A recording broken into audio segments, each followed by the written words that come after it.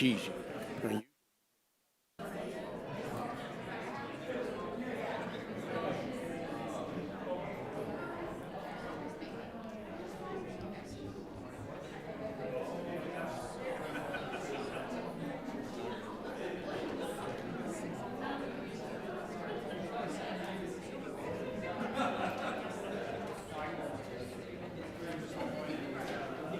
All right, let's get this show on the road.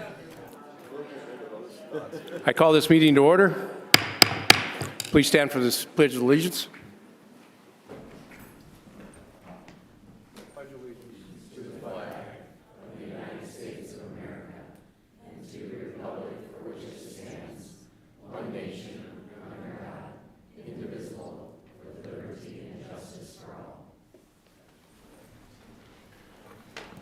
Thank you all for attending tonight. We got a pretty full slate this evening. Lots of things going on.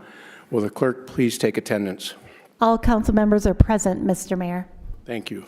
Item 3 is the approval of the agenda. I entertain a motion to approve the agenda. Moved. Are there any comments from the public? Council comments, questions?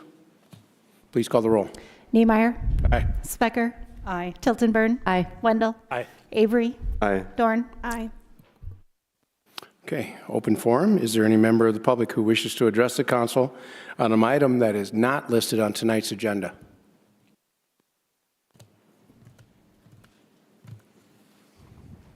Okay. Consent agenda. Action on the consent agenda. Are there any items to be removed from the consent agenda? Seeing none, entertain a motion to approve the consent agenda. So moved. Is there any public comment on any of the items that we have on our consent agenda? Council, questions, comments? Please call the roll. Specker. Aye. Tiltonburn. Aye. Wendell. Aye. Avery. Aye. Dorn. Aye. Niemeyer. Aye. Okay, we're on to presentations and reports. And the first item of business here is I invite Steve Britzman down to join me at the dais for recognition of his years of service to the city of Brookings.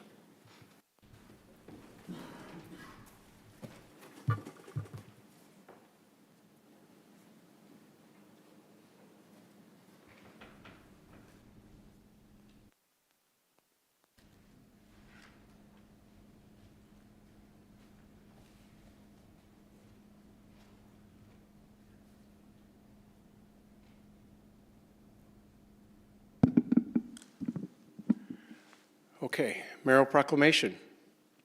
I hope I can get through this.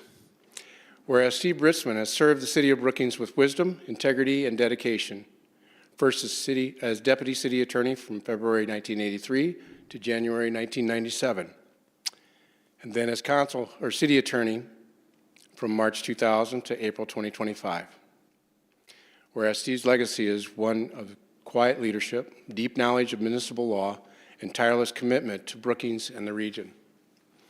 And whereas Steve's legal guidance played a vital role in Brookings' development as a regional hub, influenced by the presence of SDSU, economic diversification, and innovative community development initiatives. And whereas Steve offered valuable counsel during a period of significant population growth as the city focused on strategic infrastructure, enhancements, and thoughtful community planning. And whereas through steady counsel, Steve helped the city of Brookings pursue its inclusive vision with clarity and conviction, creating a vibrant, diverse, and welcoming community that shines as a beacon in the progress in South Dakota. And whereas through his unwavering dedication to public service, his deep involvement in community organizations, his servant leadership that uplifted all voices, Steve has left an indelible mark on our city. His legacy of integrity, compassion, and inclusion will be felt not only in our community, but in the hearts of those he served today and for generations to come. Now therefore it be resolved that I, Opke Garrett Niemeyer, the Mayor of the City of Brookings, do hereby proclaim Tuesday, April 22nd, 2025, as Steve Britzman Day.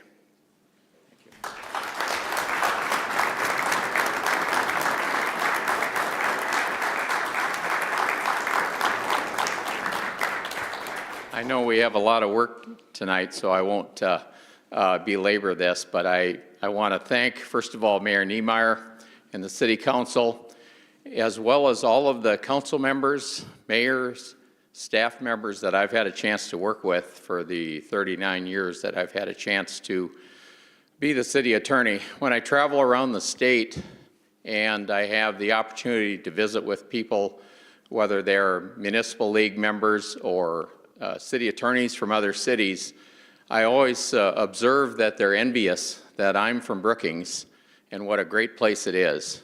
And it really has truly been a joy to be the city attorney from such a delightful community. I have always enjoyed the inclusiveness, the progressiveness of this community, and I look forward to living in Brookings and watching it continue to do those great things. So thank you very much.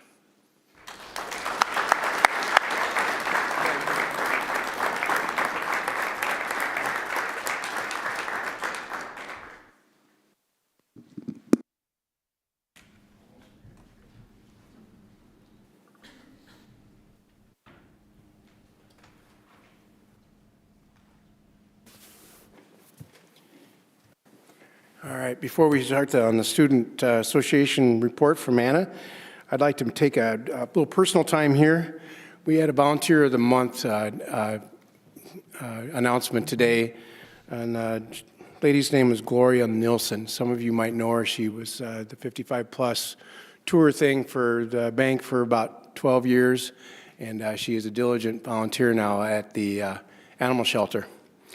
After we presented Gloria her Volunteer of the Month certificate, we took a tour. Maya, the executive director of the animal shelter, provided us a tour, kind of showed us how things were all going there. Got lots of cats. If you like cats, you might want to go get a cat.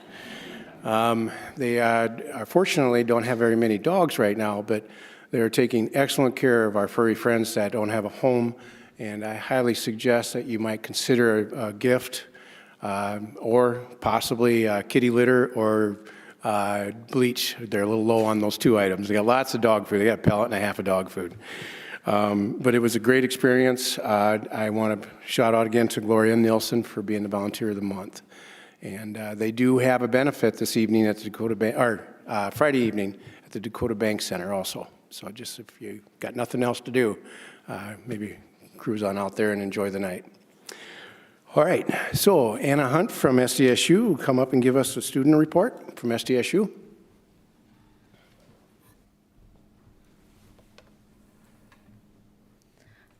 We did not have a student association meeting this week, but we did have senator-at-large position elections, and they will be sworn in at our next meeting on Monday, the 28th. We also, as I said last week, it is Ag Week, and then commencement is May 10th, and that's the end of my report. Anybody got any questions for Anna before she runs back to her chair? All right, have a good summer. Are you going to come and see us one more time? No, sorry. Okay, well, enjoy your summer.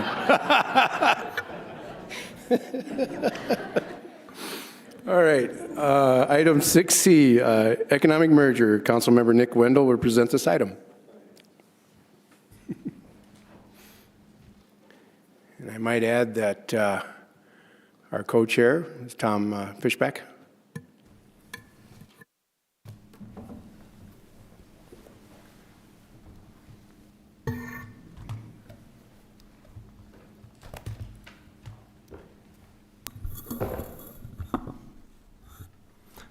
Thank you, Mayor, members of the council. As you know, my name is Nick Wendell. I serve on the Brookings City Council, but this evening I'm also here as a co-chair of the Economic Development Merger Committee. My name is Tom Fishback. I'm also the co-chair of the Economic Merger Committee and resident of Brookings.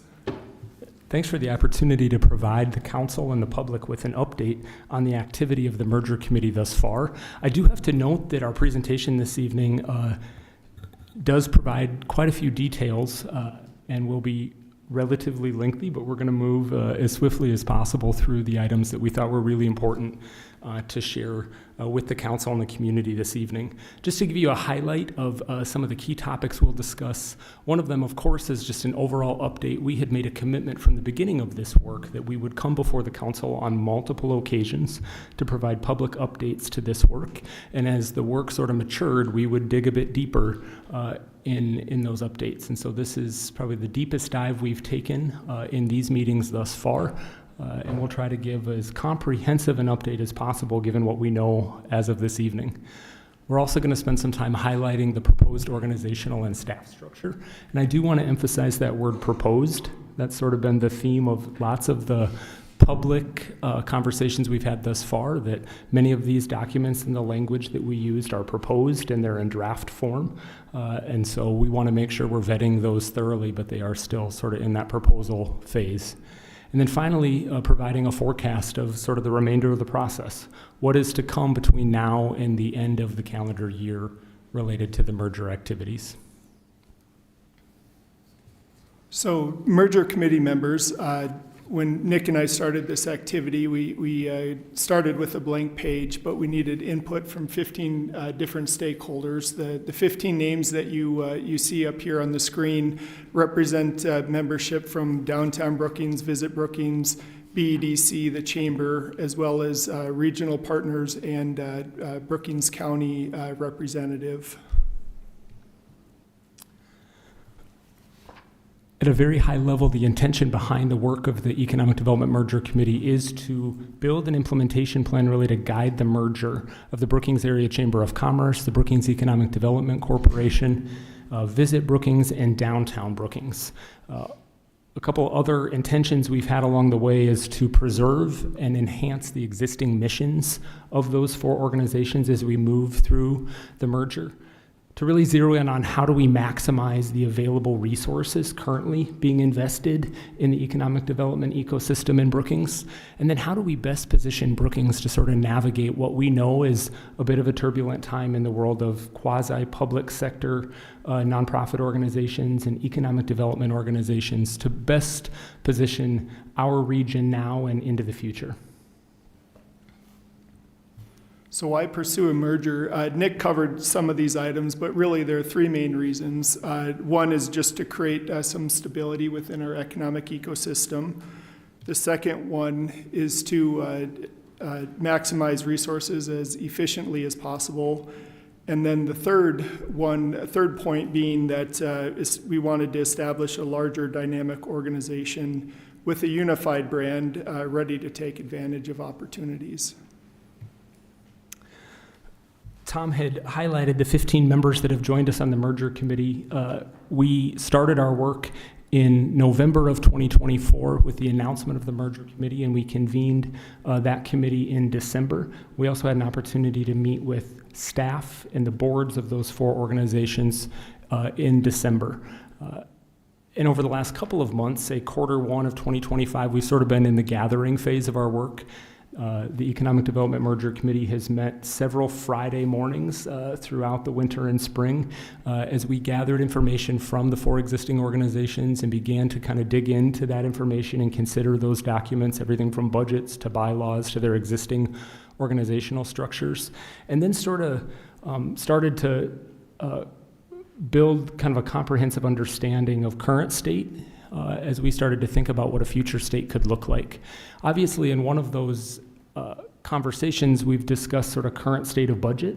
Where are we investing our resources currently in the ecosystem?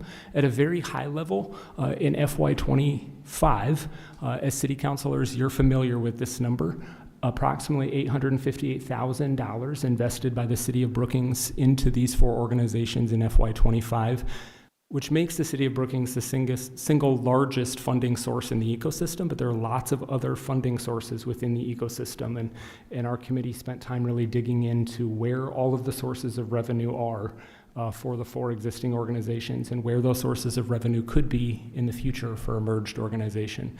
I do want to note that of that $858,000, about $250,000 comes in generated revenue from the pillow tax, and so those are dollars directed to Visit Brookings.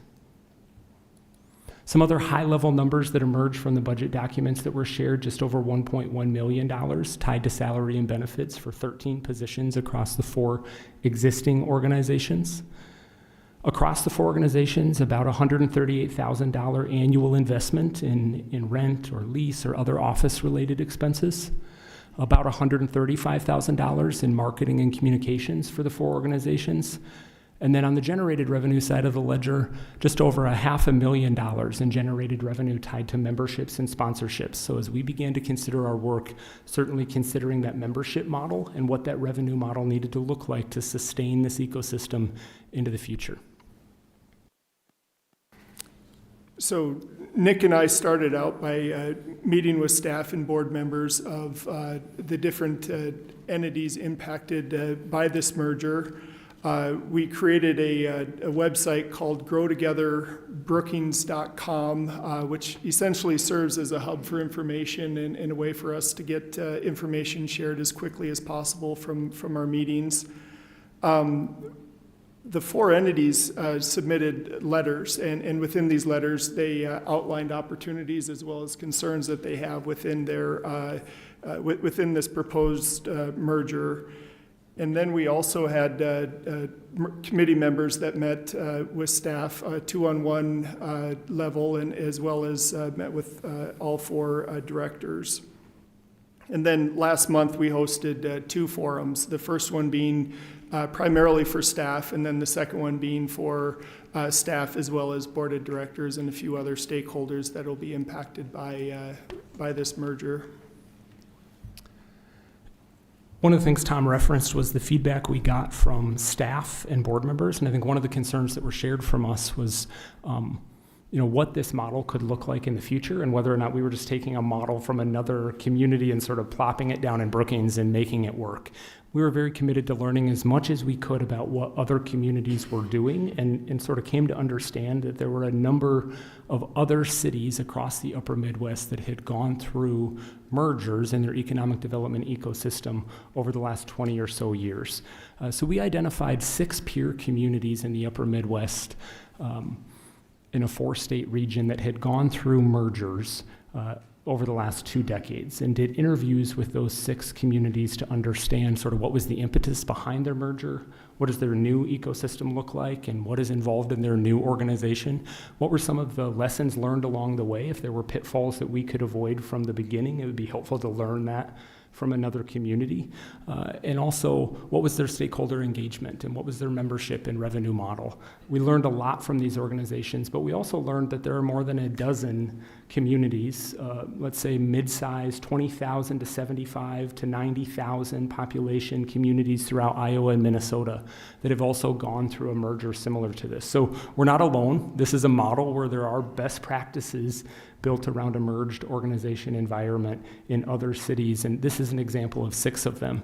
At a very high level, we wanted to understand sort of what existing entities sort of live in your new organization. What's your funding model look like, and what does your organizational structure look like? We did interviews with each of these communities to learn a bit more. This is at a very high level what we learned, but the implementation plan that you'll be seeing in a couple of weeks will have a whole lot more information on what we learned from the 6 peer communities. So the second phase is the synthesizing phase. And I already mentioned, Nick mentioned this as well, we got staff and director feedback. We did the peer community interview and analysis. We also, as a merged, as a committee, we compare and contrast different draft versions of what this organizational structure would look like. And then within these staff and board forums, we were able to get feedback on what that structure looks like, and getting some opinions on how we could improve this structure. And then within our committee, there's a working group that dug in deeper to really think about how we can implement some of the changes that we learned about from these stakeholder forums.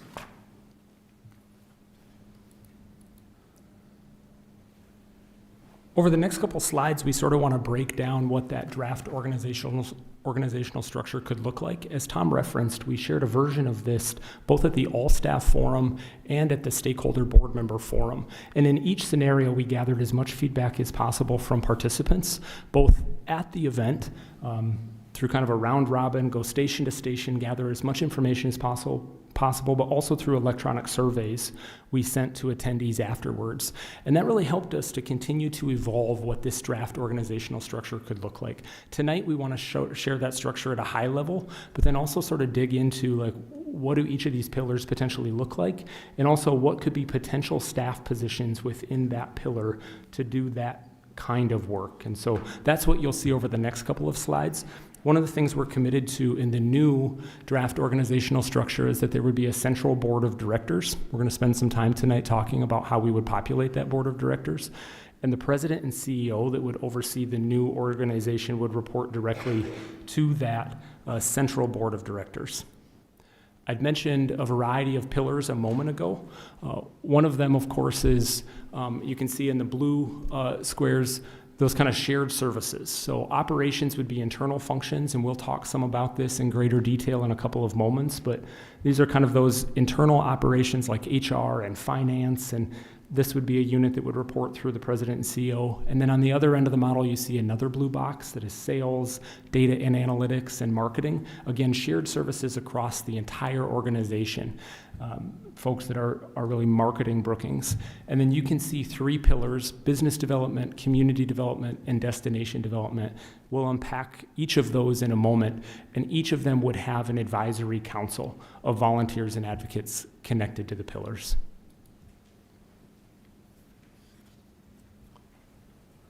So currently, there's a committee, 3 members of the merger committee, as well as 4 members from the 4 entities that are being merged together have been created to establish a process for how do we determine the first board of directors for this entity. And as you can see on the screen, that the initial board will consist of 11 voting members, and then as well there will be the non-voting president, CEO. 5 members will be at large. There'll be 3 advisory board members that will be representative and a part of those advisory committees in the screen that Nick just shared. And then we have 3 partner designees: the City of Brookings, Brookings County, as well as SDSU. And within the board, there'll be officer positions: chair, vice chair, as well as a past chair. Term limits will be set. You can serve up to 2 4-year terms, and then a maximum of 10 years. That assumes that you'll be selected as an officer. And again, just the selection process will be 7 individuals that are, some of whom are a part of the task force, and then also individual members from the various entities. If you are on the selection committee, you will not be eligible to be on that initial board of directors.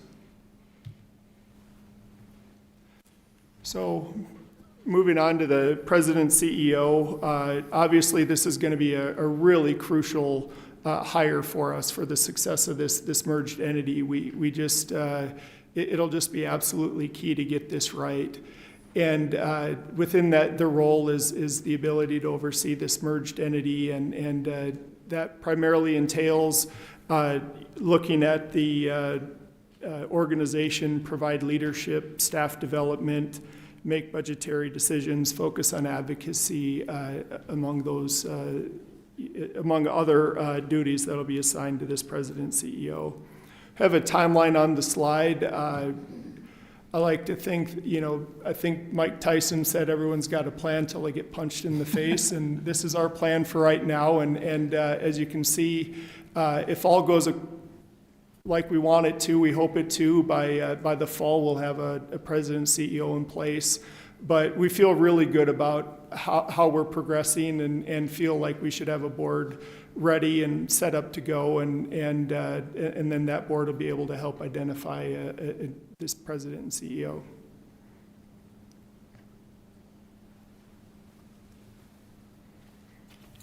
We just wanted to give you one more glance at sort of a high-level look at the structure, and then we're going to spend just a little bit of time digging into each of those pillars.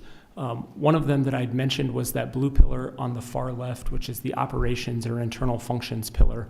These are the positions that we envision being a part of that part of the organization, that there would be an office manager, somebody who would oversee finances or a controller within the organization. Obviously, there are other services that would be required. Right now, the 4 existing organizations, in many cases, contract legal work or an annual audit.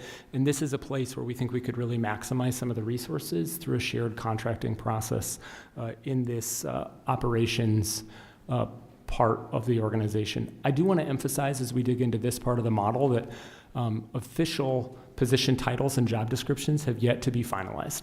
As we've continued to sort of have conversations around what a potential model could look like, lots of the follow-up questions have been linked to how many positions would that include and where would they be organized and what would the titles look like. And so I think to mature this conversation a bit, we need to sort of attach a draft version of the conversation the committee is currently having. Second pillar is business development. Before we really dive into that, I just wanted to also add that, you know, through this process, we have a very engaged and very capable staff. And so within this process and within the organizational chart that you see, the intent is and our hope is that all current staff members choose to take a position within the new organization. But jumping into just the second pillar, business development, this primary function will be advocacy for the business community, assisting with entrepreneurship and innovation, supporting small business as well as business growth, and really diving into workforce development, recruitment, and training. The director of Business development will report to the president, CEO, and there will be an advisory council that will help frame up the expectations and the vision of this pillar. The next pillar is community development, and this is really a pillar that emerged through the forum work we did based on a lot of the feedback we got both in the staff forum and in the stakeholder forum, where folks were having conversations around some of those kind of game-changing initiatives. Oftentimes, it's a challenge to sort of identify which organization should be the lead in certain initiatives. In this environment, we have one unified organization that can really center resources around those community development initiatives. And I'll talk a little bit about what some of those could include. As examples, that might include childcare or access to education and training. You think about graduates of Brookings High School or South Dakota State University or our technical colleges in the region. How do we ensure that folks have access to the education and training they need to feel like they could stay in Brookings, go to work in Brookings, and be trained to do the work we need them to do in our community? What does the new resident experience look like in this new environment, and how do we connect with new residents to increase the likelihood that they feel like friends and neighbors in our community and increase the likelihood that they'll stay? And then a whole variety of placemaking and district development in downtown and beyond downtown in different neighborhoods. So this is a pillar that really looks at some of those community-wide initiatives that sort of reach across the organization and throughout the community. They'll also have a community development director in this pillar and an advisory council that helps to advise their work, and will be a representative, one member of the advisory council on the board of directors. The next pillar is destination development, and within this pillar, there's the focus will be on really just how can we promote the city of Brookings for things like conferences, conventions, bringing new events to the city and to the region. This pillar will focus as well on downtown and community events. It'll be responsible for managing the Visit Brookings brand and then also supporting tourism-related businesses. The director will report to the president, CEO, and this will be the third pillar with an advisory council and one member of the board of directors that will serve on that advisory council. And then the last pillar, sale data and marketing, and as Nick mentioned, the light blue indicates shared services, and this pillar is no different. The goal within this entire framework is to create no silos, so that when there's a task that needs attention, there are people available and ready to assist, and operations, sales, data, and marketing, those, their primary roles will be to assist the other pillars.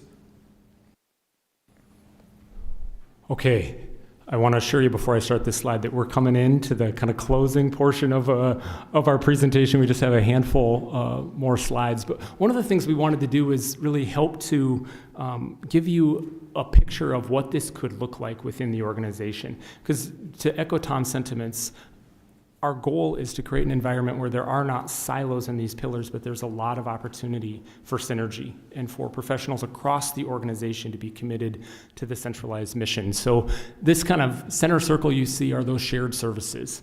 That sales and marketing team, the folks that are driving data and analytics that could serve the entire community, sort of from this central hub within this organization. And then you layer in the pillars, the business development pillar, and let's say they're working on industry recruitment, but they're going to lean on that shared services team. So now you've got a work group that's comprised of your business development director and specialist and maybe a marketing specialist or the data individual within the organization. The same thing can happen in community development when you layer in community development and think about a work group that can work on that new resident program, or how do we connect, say, young professionals in the community.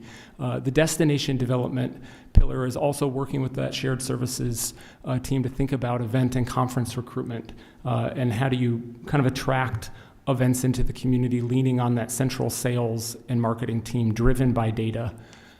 But then there's even more overlap you see within those circles. So now you've got a business development team and a community development team really thinking about workforce development for young professionals, thinking about what industries in Brookings need, driven by data and that marketing team to really pull the message together. And the same thing can happen when we see overlaps with all three pillars working together under a unified umbrella in a newly merged organization, leaning on shared services in that central circle. So digging into the hospitality industry and what tourist attractions or hotels or restaurants need in terms of growing their businesses, but also leaning on the destination development pillar. And the same thing can happen in a signature events group, leading on community development and the destination development team. So I think there's lots of opportunity for really exciting synergy in this organization that becomes much more intentional and natural in a newly merged organization.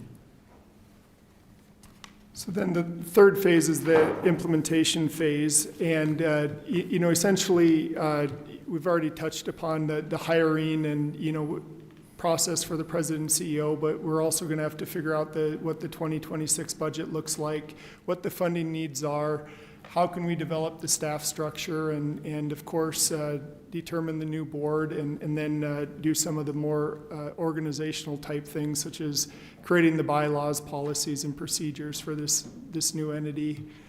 What happens next? Next week on Wednesday the 30th, we have a public open house. The goal here is to learn more, to get feedback, to share information. This is going to be open for everyone at McCrory Gardens Visitors Center, so encourage anyone to come who's interested. And instead of listening to Nick and me give a presentation, we're going to have little stations set up throughout the room, and participants can come in and hear and learn more and ask questions, and think that it's going to be hopefully a really engaging evening for those who attend. You're not done with us.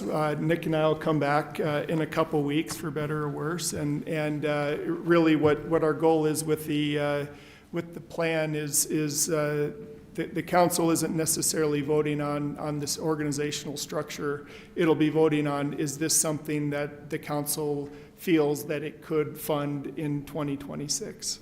And I want to sort of echo that sentiment that Tom just shared around what will be in front of the council to consider at that May 13th meeting, and why is the council engaged in sort of an approval part of the process.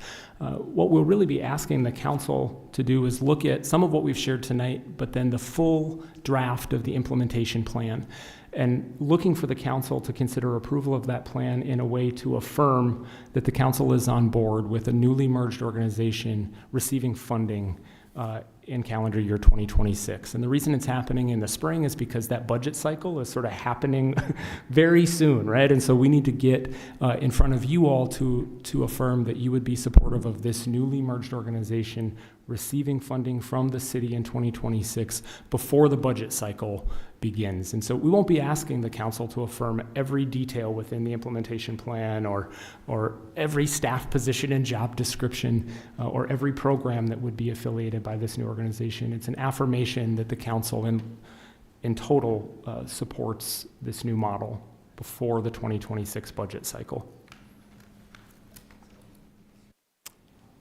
Something else that'll happen early on in the summer is the appointment of a new board of directors. We spoke some about what that appointment process will look like. We've identified folks that may serve on a selection committee to appoint that board of directors, and we're hoping by June 16th to have that 11-member board of directors identified so that as we continue our work, much of that is driven by a board of directors that has representation from a variety of stakeholder groups throughout the community.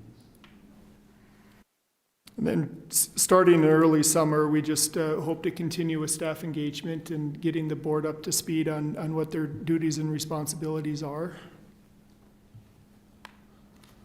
Something else that'll happen early this summer is, of course, the search process for a new president and CEO to oversee the merged organization.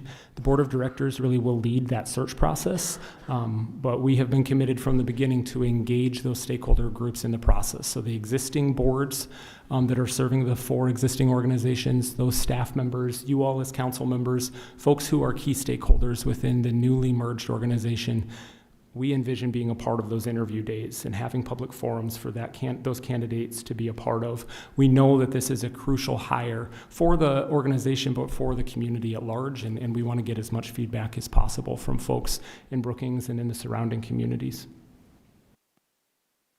And then CEO begins and we get ready for the launch of the new organization in January 1st of 2026.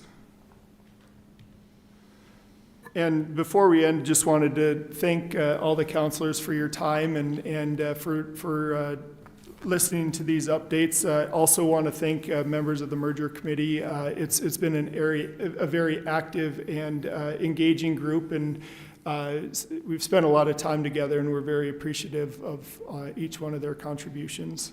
We also want to extend appreciation to the staff and the board members leading the existing organizations. When we launched this work in November of 2024, of course, there were a lot of questions and there was a lot of uncertainty around this work. I know that those questions, some have been answered and some remain, and there's some uncertainty that still remains, but folks have come along with us. They've provided us information that has helped us sort of form an even deeper understanding of the existing ecosystem, and they've really helped better inform the work of the merger committee and what you see in the draft proposals that we've put before folks in the forums. And again, this evening, much of that has been driven by information that staff members have shared with us and that board members have shared with us to kind of broaden the context of what we're understanding. Thank you. Okay, so I didn't really talk to Nick about a decorum on how we were going to do this from here. I think we're going to save the public comments and questions for your open house next week. Are the merger committee all going to be attending that also? Okay, and then I think I will open it up for questions from the council. I'll let you guys answer questions or make comments, and I will not be able to be here. I'll be out of town working next week on Wednesday. Councilmember Specker.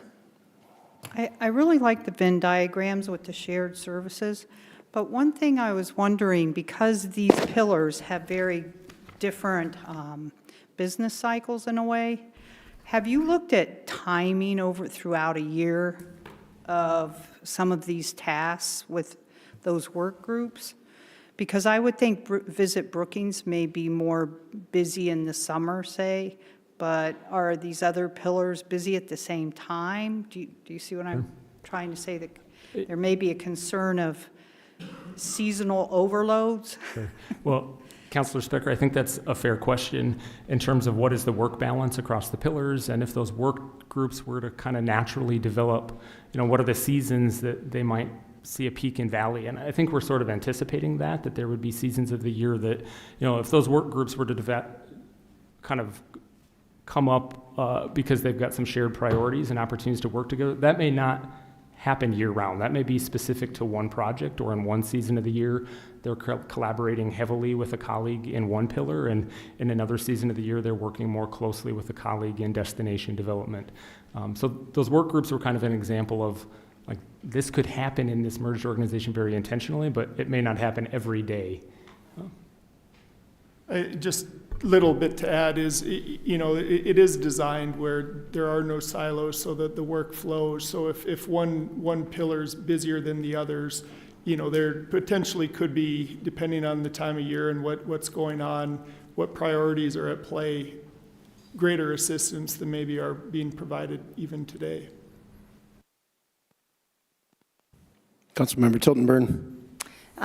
Thank you, Mayor. I want to start by thanking both Nick and Tom. They both serve as the co-chair. I'm very lucky to be serving on this committee, and the amount of work that the two of them have done to not only get this presentation together, but really lead a lot of the conversations that we're having has been a lot. And so thank you for the time and energy you're putting into this. As I look in the room, I also see a lot of the staff members and the committee members, and so I also want to extend my thanks to all of you because you've been incredibly valuable in this entire process.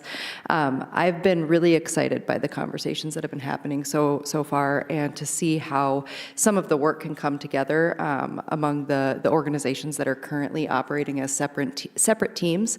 But I think seeing this kind of come together in a plan where we really do have a forward motion and a vision for what could be in more synergies, I think is really exciting, not only for these organizations themselves, but for our community overall, because I think this is only going to help make that work more efficient, make it stronger, make it more cohesive.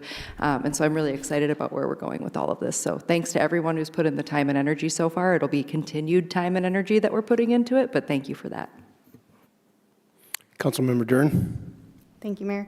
I just have a couple of questions. One on slide 28, where you have the structure of the advisory committees and the staff. I was just wondering, could you walk me through the thought process of how the advisory committee focuses were selected when you look at all 5 of those focuses? And could you remind me again kind of the structure of the advisory committee or councils? I want to make sure I understand your question, Councilor. Are you asking how we defined, in particular, the 3 pillars in the center as standalone pillars? Yes, with the advisory councils, like why, when you look at all 5, it makes sense to me. I'm just wondering if you could kind of walk us through in the public of why those 3 pillars were selected to have advisory councils, and then the structure of the advisory councils. Well, I think in part because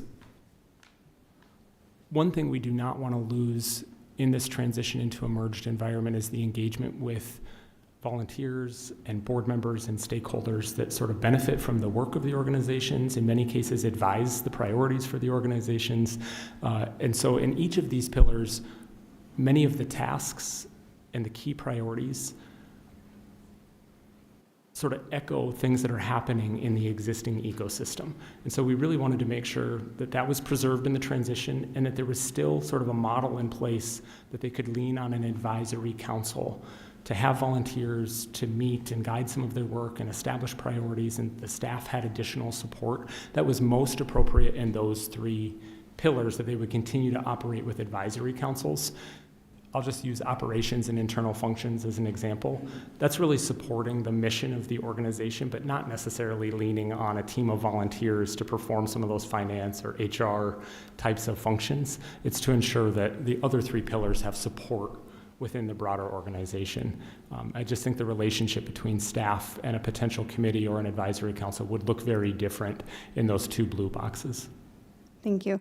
And then my second question, I've received some public questions, comments about this, and so it might be a specific detail, but the number one thing that people ask about is, well, what's going to happen with the current projects or current work that's happening? Maybe it's a specific project that someone has in mind. Can you walk us through what the transition of the current projects would look like when you are also transitioning to maybe a different staff role as you look at this whole transition to a different structure of what that current, maybe a specific project that someone has in mind would look like while you're transitioning to potentially a new person or a new role? Well, that's one of the things that makes our staff so great, is that despite everything going on, they continue to perform their duties and responsibilities, that it takes to run a really good chamber, or BEDC, or Downtown Brookings, or Visit Brookings. And so, we fully expect, obviously there to be a transition period, but the work will still get done because of the staff has that drive and the ability to do it. It's just handing it off to the president, CEO. We do expect there to be some oversight from the board of directors, potentially for a time being, but that really is intended not to be for a prolonged period of time, just until there's a president, CEO. One thing the committee's also discussed is what does the back half of 2025 look like as we move through that transition? Ideally, a president CEO is in place, a board of directors is in place, but we've asked the 4 existing organizations to fulfill their mission through the end of calendar year 2025. In many cases, the staff that are engaging in that work to fulfill those existing missions will also be preparing to transition into a new role in the newly merged organization starting in January. I think that happens in organizations and in companies all the time, right? When somebody is transitioning into a new role, but they still have responsibilities in their former role. Those months include kind of having a foot in both worlds, and I hope we have a president and CEO and a board of directors that will be really supportive in the midst of that transition. Thank you. I appreciate that. And I do really appreciate tonight's presentation. And even though you had mentioned at the beginning that this was maybe one of the first major public presentations, I think we've all received quite a bit of public feedback already in this process, which has been great that people are engaged and they're excited about what this could look like in the future. So I really attribute that to the dedication of this task force and the staff of these organizations as well. So thank you. Okay. Councilmember Avery, you good? I'd just like to thank Nick and Tom for all the work they've done. And I've enjoyed the meetings, even though they like to have meetings at 7:30 on Friday morning. But I knew for sure that I wasn't going to be doing anything else at that time. So, but there's a lot of work been done, and the process is moving along, and it's going to be good. All right. I also would like to thank the community members that were involved in this whole process so far. Thank the cities that helped us with some of their programs that they have. I look forward to what this eventually is going to look like. I know this was part of our economic development strategy and plan. I think that we have a really good future in a combined effort. So thank you, gentlemen, for the update, and we'll see you on the 13th. Paul, do you have any comments? Just for the audience and people at home again, when was the next public meeting, where, and the time? So the open house is next Wednesday, April 30th from 5 to 6:30 p.m. at McCrory Gardens Visitor Center. And it is an open house. So if you can only join us for 15 minutes, but you want to stop in and visit with some members of the merger committee, please do that. If you can hit multiple stations and spend more time with that and dig a bit deeper, feel free to do that as well. We'll be there for 90 minutes on the 30th. And then we'll be back in front of the council with the full implementation plan to have the council consider at the May 13th meeting right here in the chambers. All right. Thank you, gentlemen. Thank you. Now we have a report on the Edgebrook Golf Course water sourcing. Kristen Zimmerman, our Park and Rec Director, will present this item.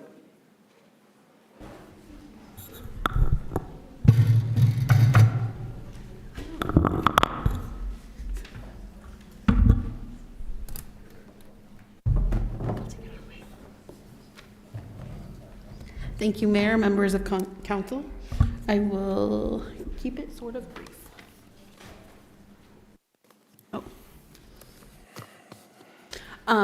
Just to give a brief background on the options that we've explored, the ones that are bolded are the ones that were most recently explored. Just a quick recap. We've explored 6 wells on site, improved water collection from the north and the west. We explored connection to the LG Everest ponds, BMU connection to the treated water line. I just wanted to some comparison for worst case scenario. Connection to the raw water line, which is up by the railroad tracks where it crosses the interstate. And then connection to the Southbrook softball complex well, which is owned by the city. So connecting to our existing infrastructure, and then well sites south of Edgebrook. Again, the ones bolded is what we explored within the last 6 months, maybe a little longer than that. These are those cost estimates for this last round. They're pretty significant. With each of the options, pond improvements would be required. The pond will act as a holding pond. So for irrigation, because we need a lot of water quick when we irrigate for the golf course. It's really important for us to make sure that we're doing a sustainable water source. So looking at each of the options, the treated water line, you can see the 10-year estimated cost is $1.9 million, which is pretty significant. The two that are in the red box are the ones that we're really considering. I took it to Park Board. Our Park Board is recommending that we go with the BMU raw water line, mainly due to the redundancy of the water source. So instead of a singular well, we would have access to the numerous BMU wells, and basically we get the water before it goes through the treatment plant. That offers some additional benefits. There's minerals in the water that aren't good for consumption, but it's great for grass. So you can look at those costs. Overall, it's about $1.3 million projected construction cost, and the 10-year cost includes the raw water purchase rate for worst case scenario, like if it was a really dry year all year long, which that hopefully won't happen. So for the two options in the red box, this is the general timeline projections. Design this spring and summer, construction and bid RFP this fall, summer, fall, construction in spring, and final completion in summer. We are hoping that, with the bid process, that will formally identify the timeline and will be as short as possible, but we also have to make sure that we're not impacting the play as much as possible. So Banner is here for technical questions, because they are. So I just wanted to reiterate, the Parks and Recreation Advisory Board recommends connecting to the BMU raw water line. This option is about $100,000 more expensive than the connections to the well south. However, it offers the redundancy and overall less maintenance costs long term, because what that doesn't include with that cost for south of the well, or for the well south of the property, is if that well goes down or becomes non-working. So we did 4 well sites on that property. 1 was found to be sufficient. The other 3 didn't produce enough water, so we're right on that edge. And the way that the aquifer works is it ebbs and flows. And we might be in an ebb and we might be in a flow. We just don't know. And so that way, connecting to the BMU raw water lines offers that redundancy and that long-term sustainable water source. Again, Parks and Recreation Advisory Board recommended us moving forward with this. And that is where we're at right now. And I stand for any questions, and Paul is out here too, to answer any more technical questions. Okay. Thanks, Kristen. Council, got any questions, comments on this? Councilmember Duran. Thank you, Mayor. Can you flip back to the previous slide? I just want to look at it while I ask this question.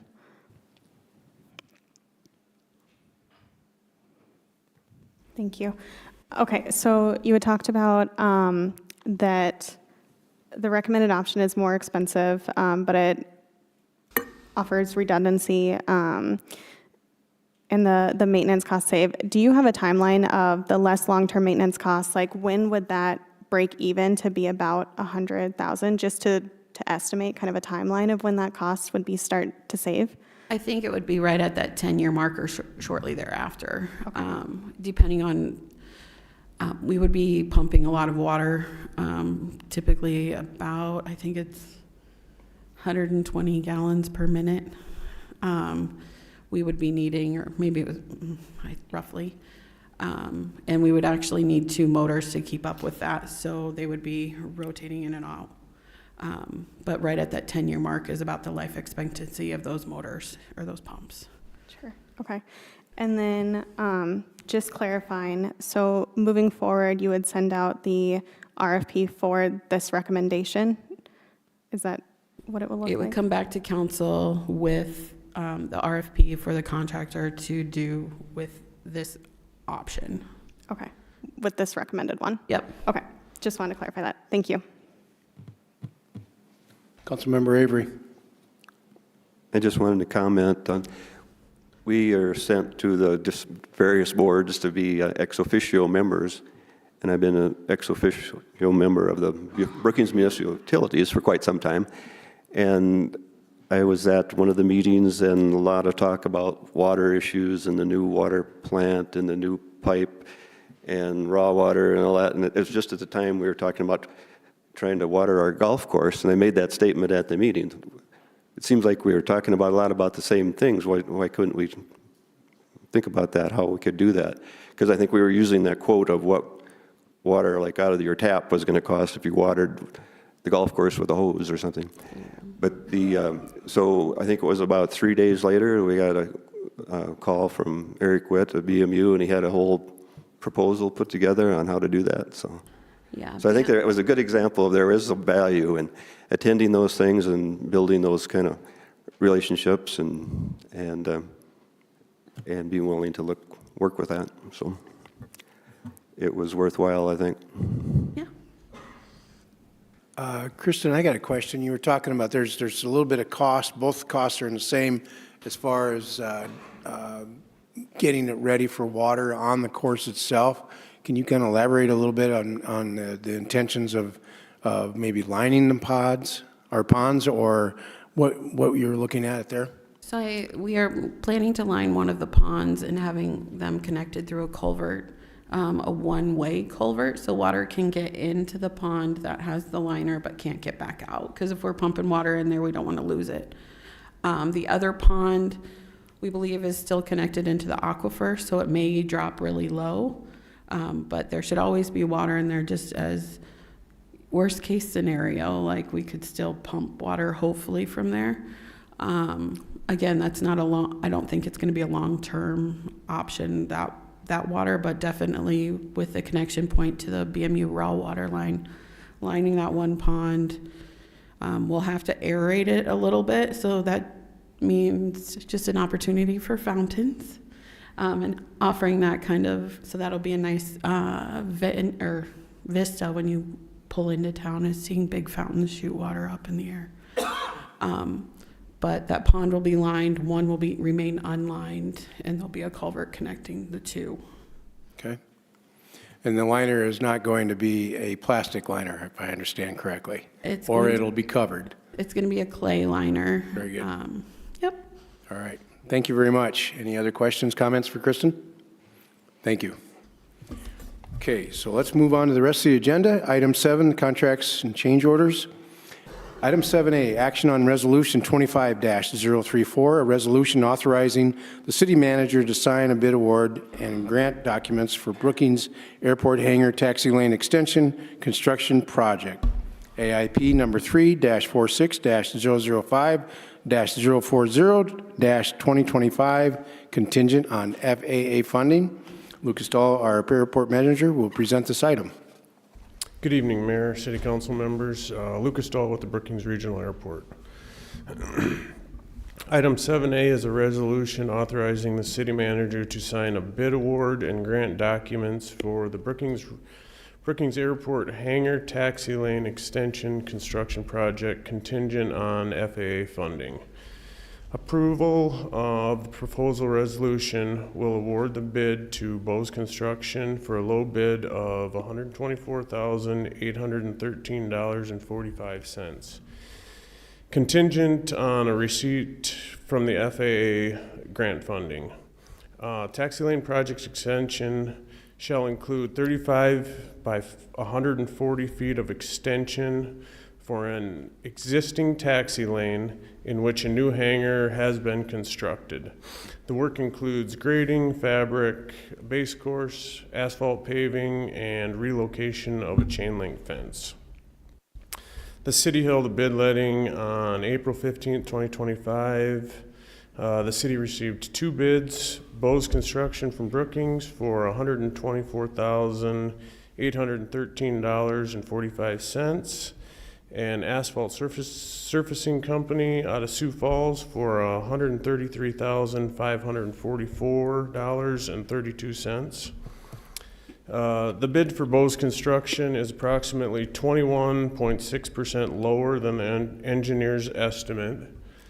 The city anticipates receiving a grant for this project, which is expected to be 95% federal funds, 2.5% state funds, 2.5% city funds.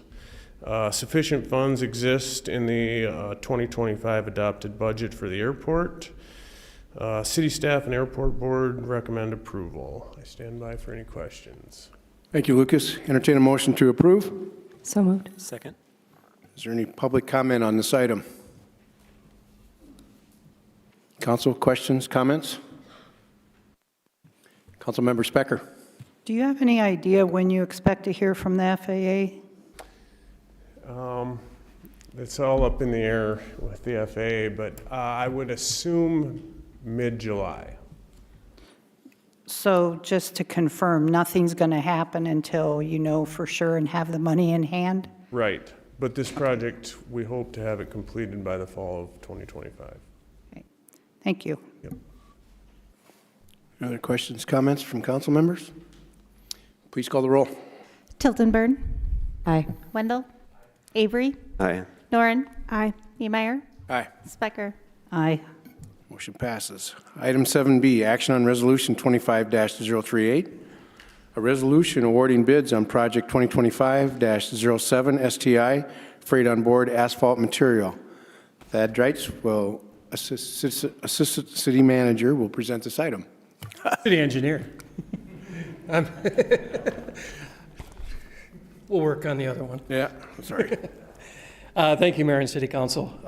Resolution 25-038 is the bid for the annual freight on board asphalt material. This is a material-only bid. On April 15th, we received 1 bid from Bose Construction for the amount of $89,630. And city staff recommends approval and award to Bose Construction. Thanks, Ed. Entertain a motion to approve. So moved. Second. Any public comment on this item? Council, questions, comments?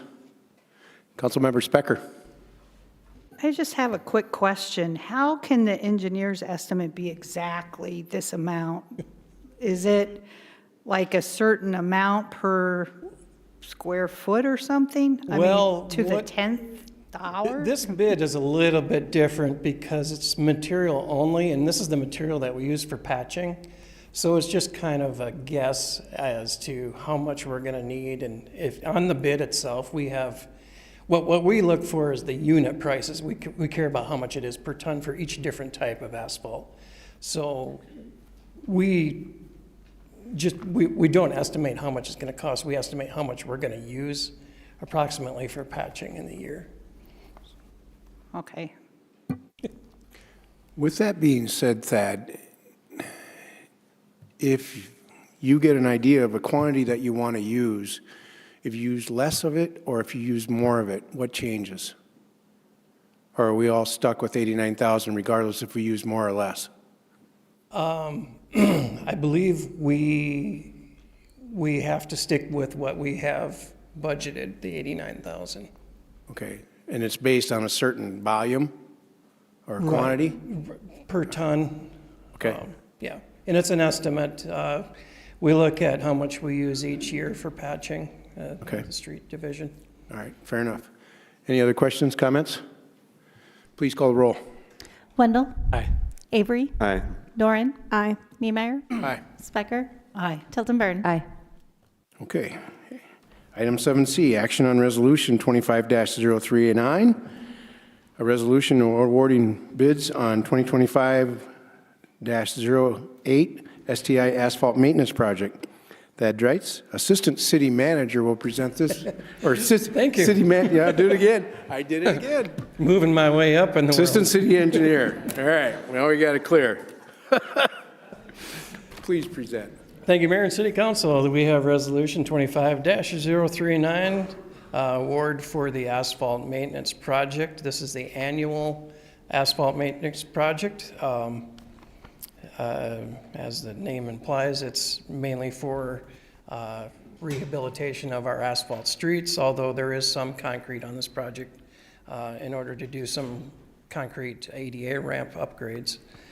On April 15th, we received 3 bids, competitive bids, and Bose Construction out of Brookings, Asphalt Surfacing out of Sioux Falls, and Seal Pros out of Harrisburg all submitted a bid, and Bose Construction was the low bid for the bid amount of $1,954,642.15, and this was about 30% lower than our engineering estimate. And so city staff recommends approval of an award to Bose Construction. All right, thanks, Thad. Entertain a motion to approve. So moved. Second. All right, any public comment on this item? Council members have questions, comments? And we got a map here, and we can, public can look that up. I think we did already have, did we have an informational meeting on our construction projects already? Yep. So if there's any other questions on the routes, and maybe think about which other route you're going to take during these projects. I know one of them's on 17th. That could cause a little grief on that one. It's a major street through. I think there's a informational sheet and a poster right in front of the engineering office that you could take and do a screenshot on. So with that being said, please call the roll. Avery, Aye. Doran, Aye. Niemeyer, Aye. Specker, Aye. Tiltonburn, Aye. Wendell. Aye. Okay, well, on to first readings, introduction and first reading on ordinance 25-012, an ordinance amending Article 3 of Chapter 34 of the Code of Ordinances of the City of Brookings pertaining to the International Fire Code. Pete Bolzer, our fire chief yet, will present this item. Thank you, Mr. Mayor, members of the council. Staff recommends approval of the proposed ordinance revision drafted by the city attorney that Article 3 of Chapter 34 of the Code of Ordinances pertaining to the International Fire Code be amended to adopt the International Fire Code as outlined in Section 22-31 of the same Code of Ordinance. This revision will also update some obsolete definitions. The City of Brookings has adopted the International Fire Code in Sections 2231 and 3481 of the City Code of Ordinance. This revision references the fire code adoption in Section 2231 to eliminate duplication and confusion and avoid 2 separate sections of city ordinance adopting different editions of the International Fire Code.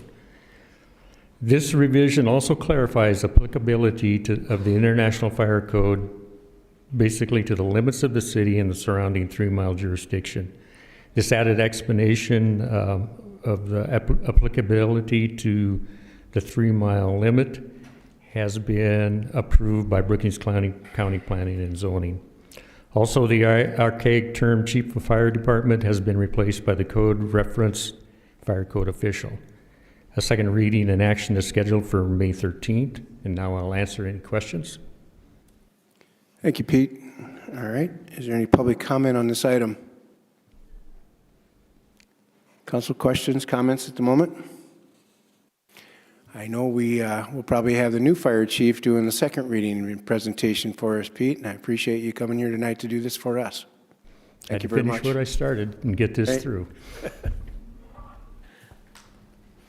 All right, item 9, second readings and public hearings.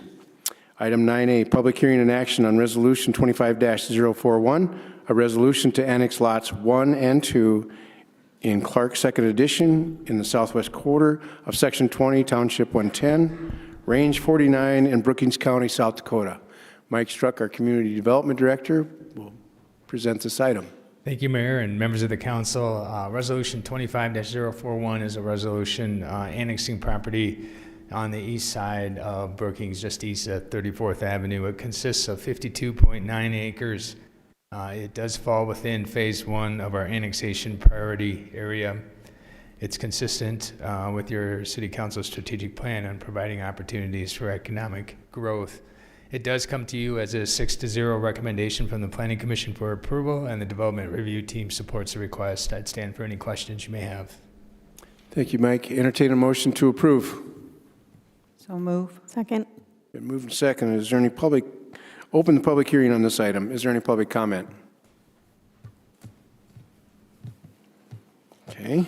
Council have any questions, comments? I think we're good. Please call the roll.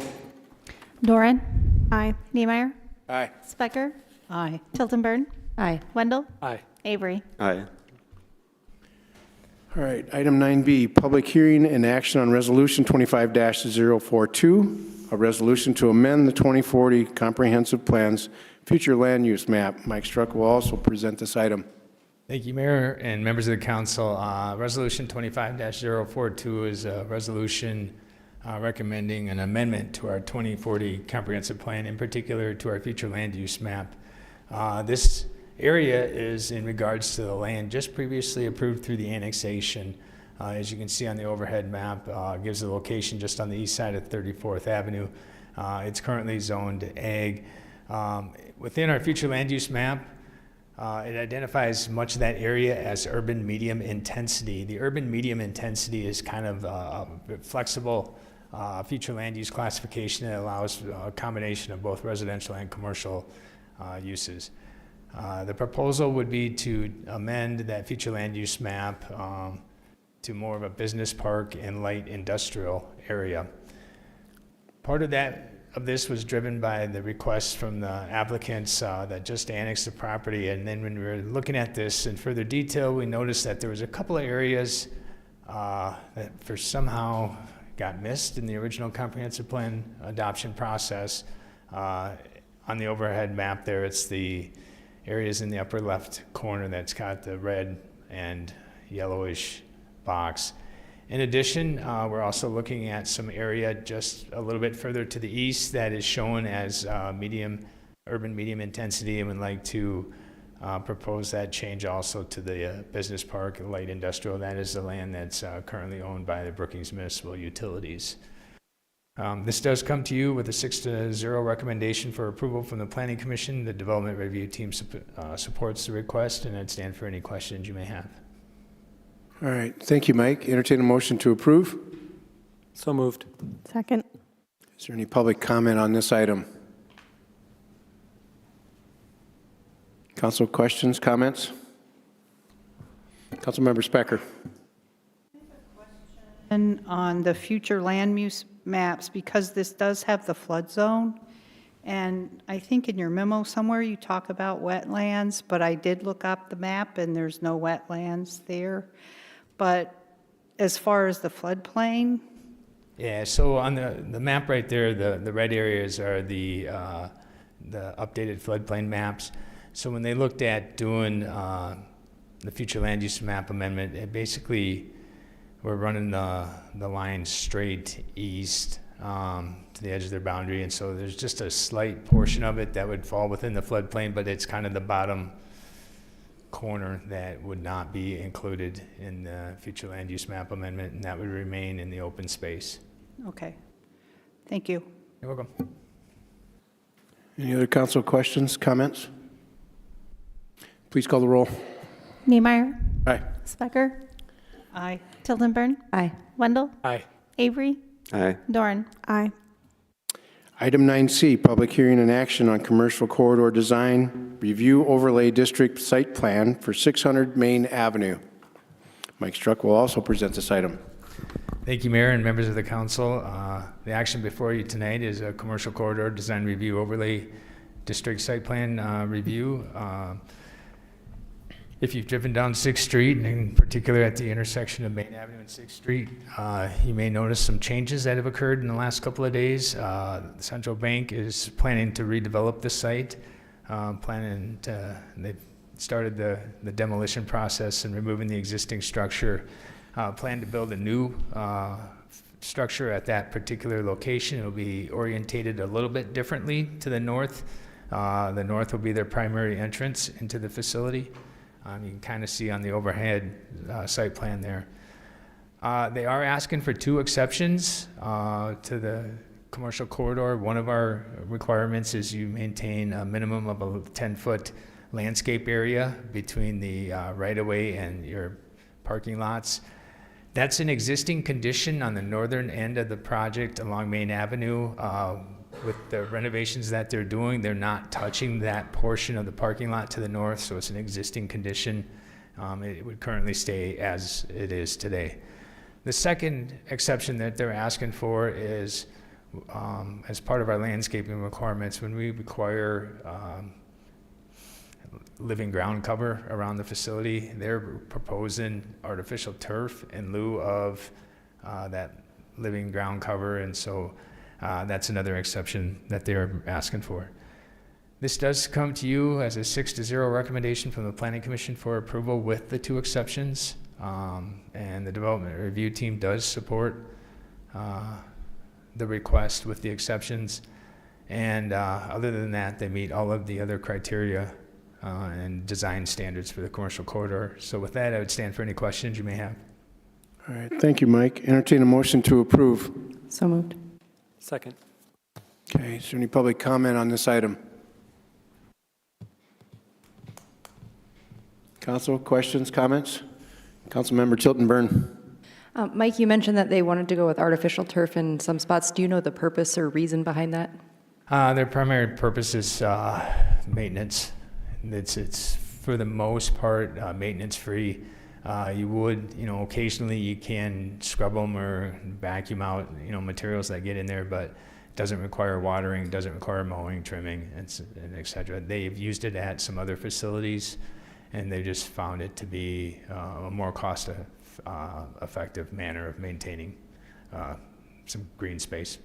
And do you know if that product is permeable or is It is. It is. Yeah, it is a permeable product. They typically have a sand base underneath of it. And then there's the underlayment that the fibers are attached to does allow water to filtrate through it. Any other questions, comments from council? Please call the roll. Specker. Aye. Tilton Burn. Aye. Wendell. Aye. Avery. Aye. Doran. Aye. Niemeyer. Aye. Okay, item 9, second reading and action on ordinance 25-011, an ordinance amending chapters 4 or 6, Article 1, Sections 6 to 8 of the Code of Ordinances of the City of Brookings pertaining to sidewalk, cafe, alcoholic beverage sales, and consumption guidelines. Bonnie Foster will present this item. Mayor and council members, we held the first reading of this last week where I gave you a little bit of a history lesson, so I'm not going to repeat those details tonight. But I wanted to remind you that by removing the restriction of the food on the sidewalk cafe would allow more businesses opportunities to have some front-facing engagement off the sidewalk areas. Last week, Councilmember Tilton Burn had asked a question regarding if a business has been awarded a sidewalk permit, what is their engagement with an event that is going on downtown? So what that would look like was they would have to have their sidewalk permit, but having alcohol, you have to have a bordered area. So the establishment could serve alcohol, but it would have to remain within that bordered area.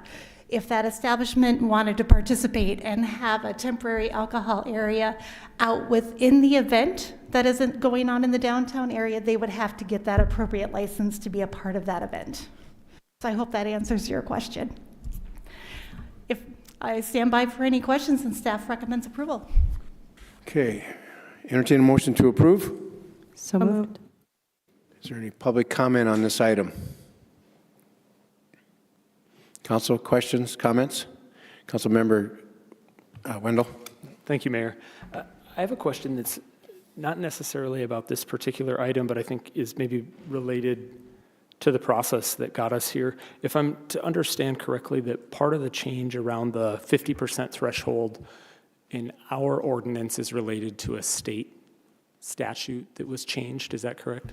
No, there was no current change in state statute. This came as a request for a business owner in the downtown area that does not meet the current 50% food requirement.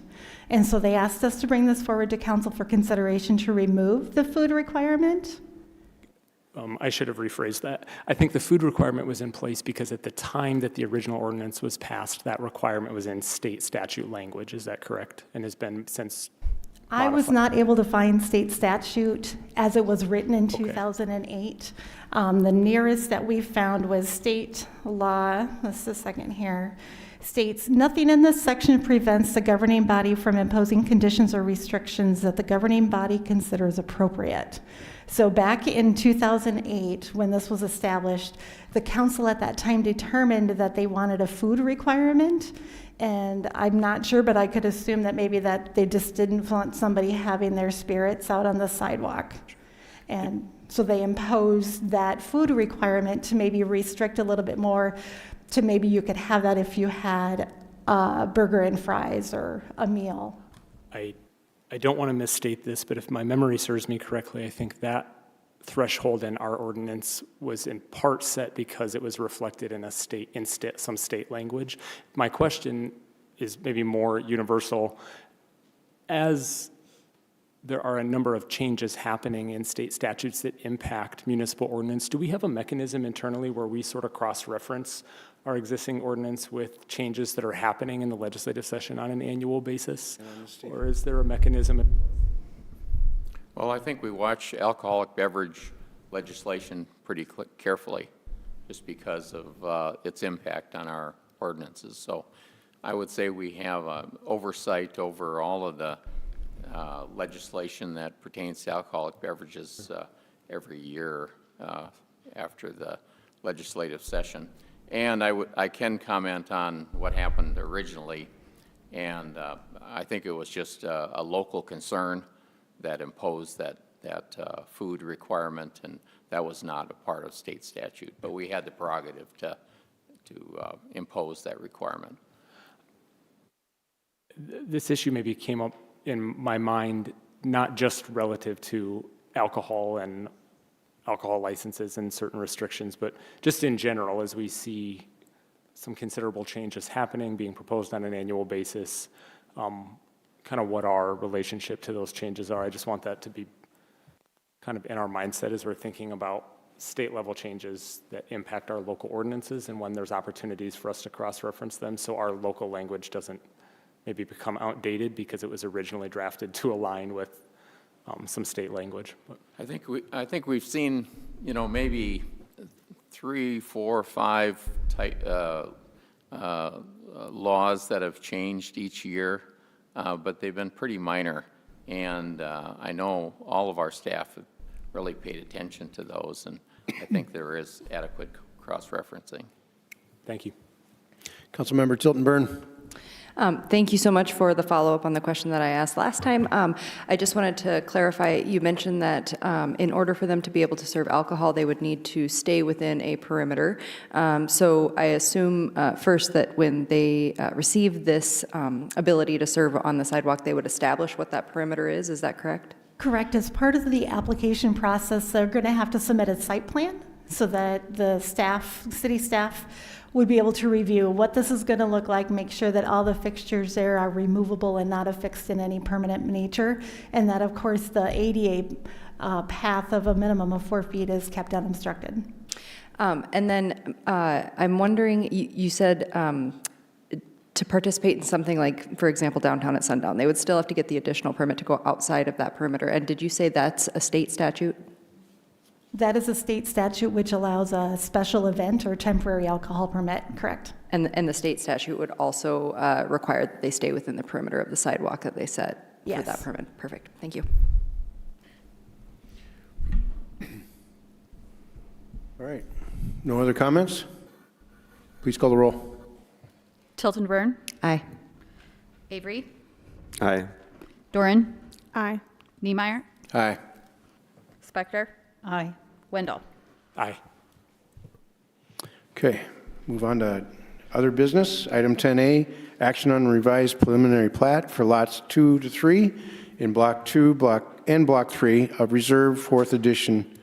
Mike Struck will present this item. Thank you, Mayor and members of the council. The action before you tonight is on a revised preliminary plat in the Reserve Edition located along 20th Street South and just east of Christine Avenue.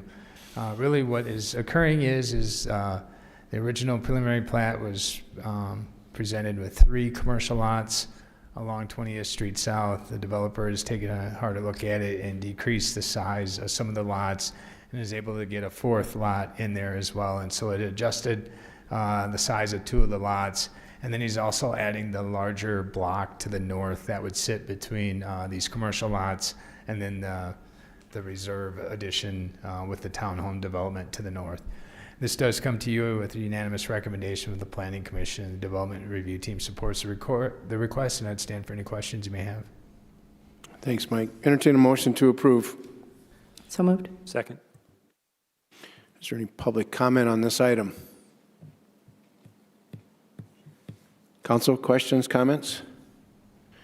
I think earlier yesterday when I was reviewing this with Jake, they're talking about a driveway between the 2 lots. We're not going to have access off of 20th real close to Christine, if I understand correctly.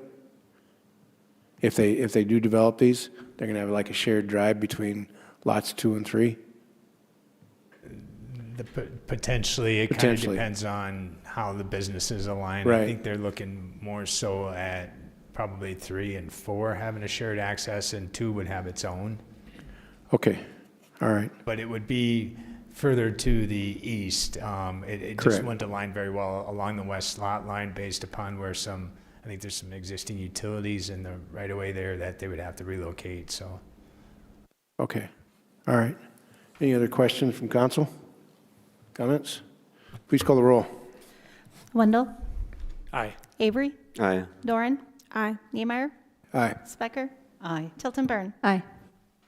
Okay, item 10B, action on resolution 25-029, a resolution amending the capital improvement fee for Edgebrook Golf Course. Kristen Zimmerman, our Parks Rec Forestry Director, will present this item. Thank you, Mayor, members of council. The item before you is a increase to the golf course capital improvement fees. Currently, we charge $1 per 9 holes, $2 for 18, and $20 for people that get a season pass go into the CIP fund. That equates to about $21,000 a year, which is not a lot. It doesn't go very far, especially when it's those spaces. Like, I have the best job in the world where I get to create and take care of spaces that help people belong to their community. And I think the golf course is one of those facilities. There are a lot of opportunities at the golf course. We have some huge capital projects coming up. One of which, of course, is the water sourcing, which I talked about earlier. Another one is the irrigation system. So going from a single, I'm going to mess this up, a single system where there's a central line going down the middle of the fairway to one that is split. So that way the irrigation heads are on the rough rather than in the middle of the fairway. It improves quality of play. Also improves our water consumption rates. We'll actually use a little bit more water, but it'll be targeted across the fairway. Some of those projects are going to be out of reach if these fees aren't increased. This is a minimal increase. Again, it only will add about $21,000 a year. But I think we need to do something now so that we're protecting the golf course for future years to come. The golf course is an enterprise fund, so we try to make sure that those costs and those fees that are created at the golf course go back into the golf course, and that's how this kind of works. I stand for any questions if you guys Thank you, Kristen. Entertain a motion to approve. So moved. Second. Been moved and seconded. Is there any public comment on this item? Please come forward and state your name and address, sir. Doug Smith, Brookings, South Dakota.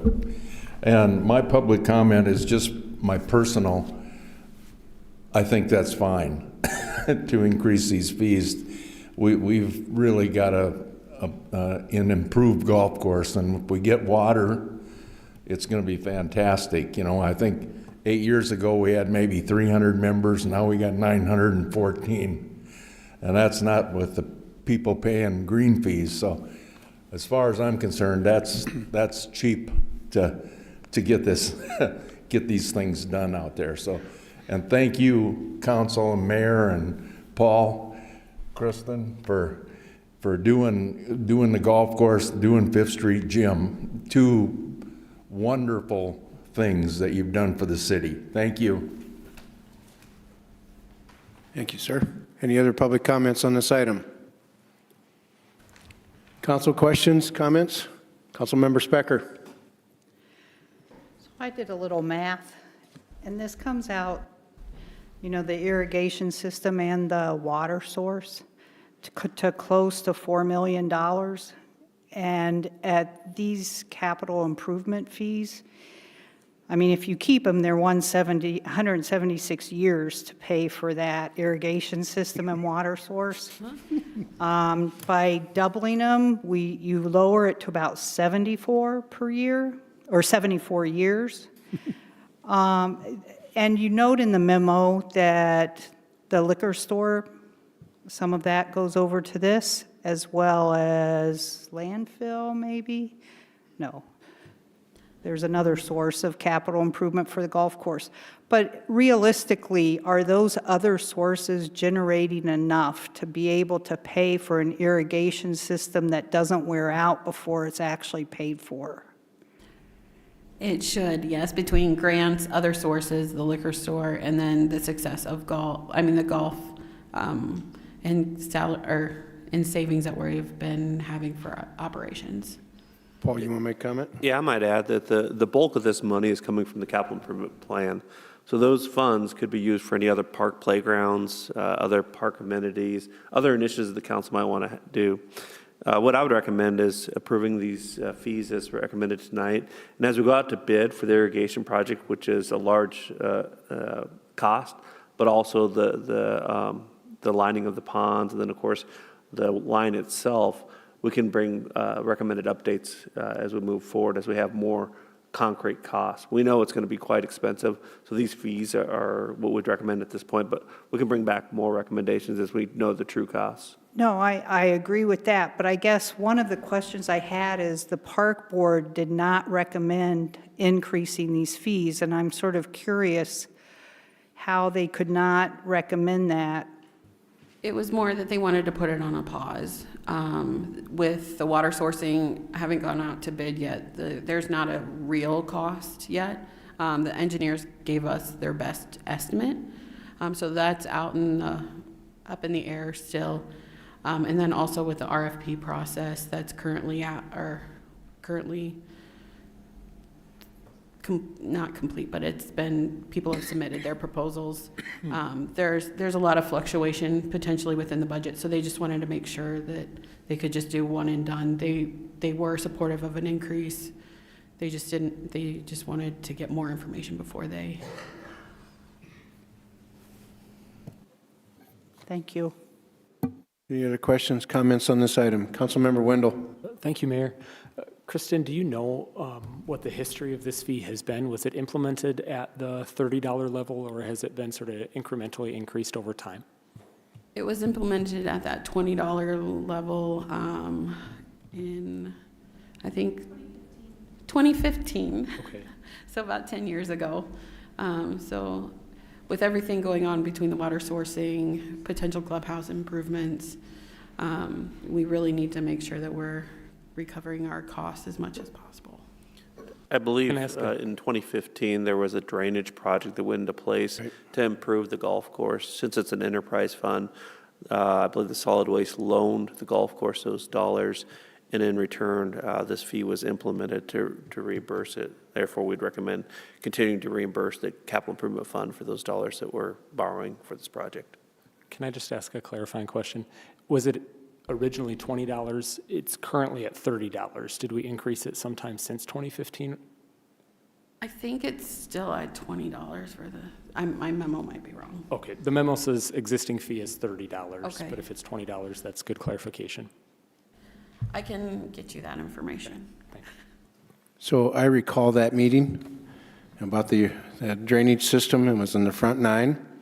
And Dan Hansen at the last moment made a motion to approve that and amended it by adding $2 for the green fees, because at one time it was 18, he moved it to 20.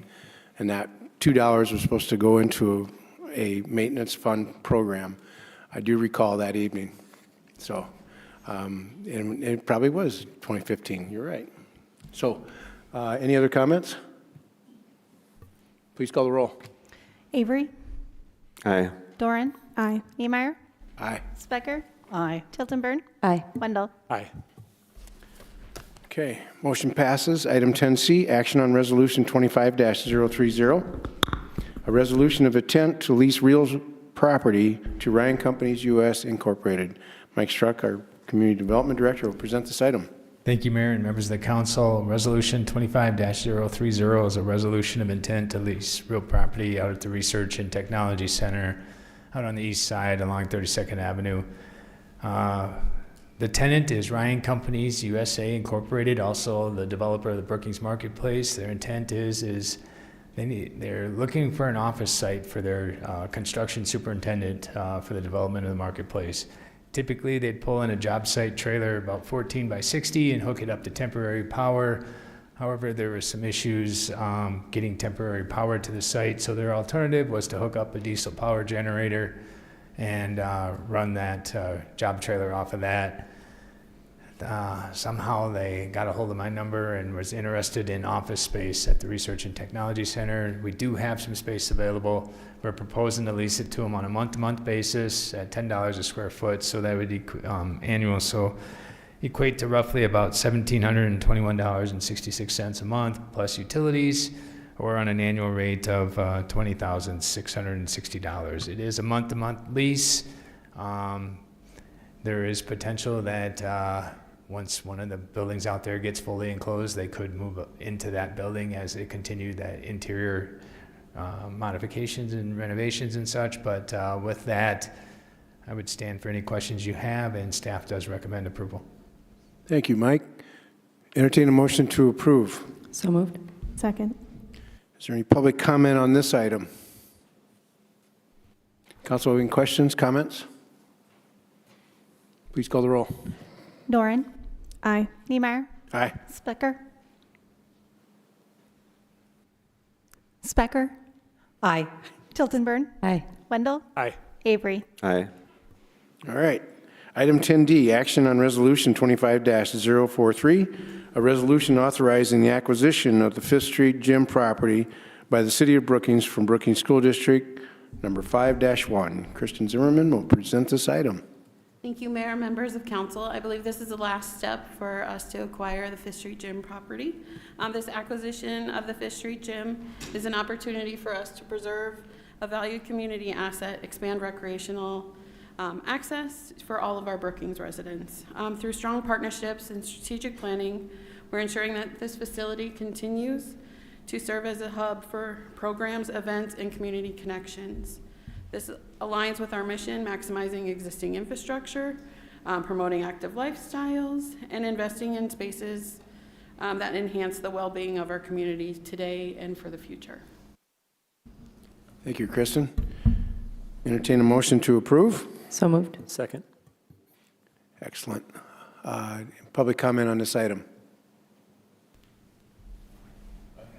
Go ahead, Doug. I already made my comment, but thanks again. It's terrific. Yeah, all right. All right, close the public comments. Comments, questions from council. Councilmember Tiltonburn. I just want to say that I'm excited about the opportunity that we have here, and I appreciate the partnership with the school district and their willingness to transfer this property over to the city so that the members of our community can continue to use this indoor space. Councilmember Avery. Well, first of all, I want to thank Doug Smith for keeping this at top of mind for us over the last period of time, so thank you for that.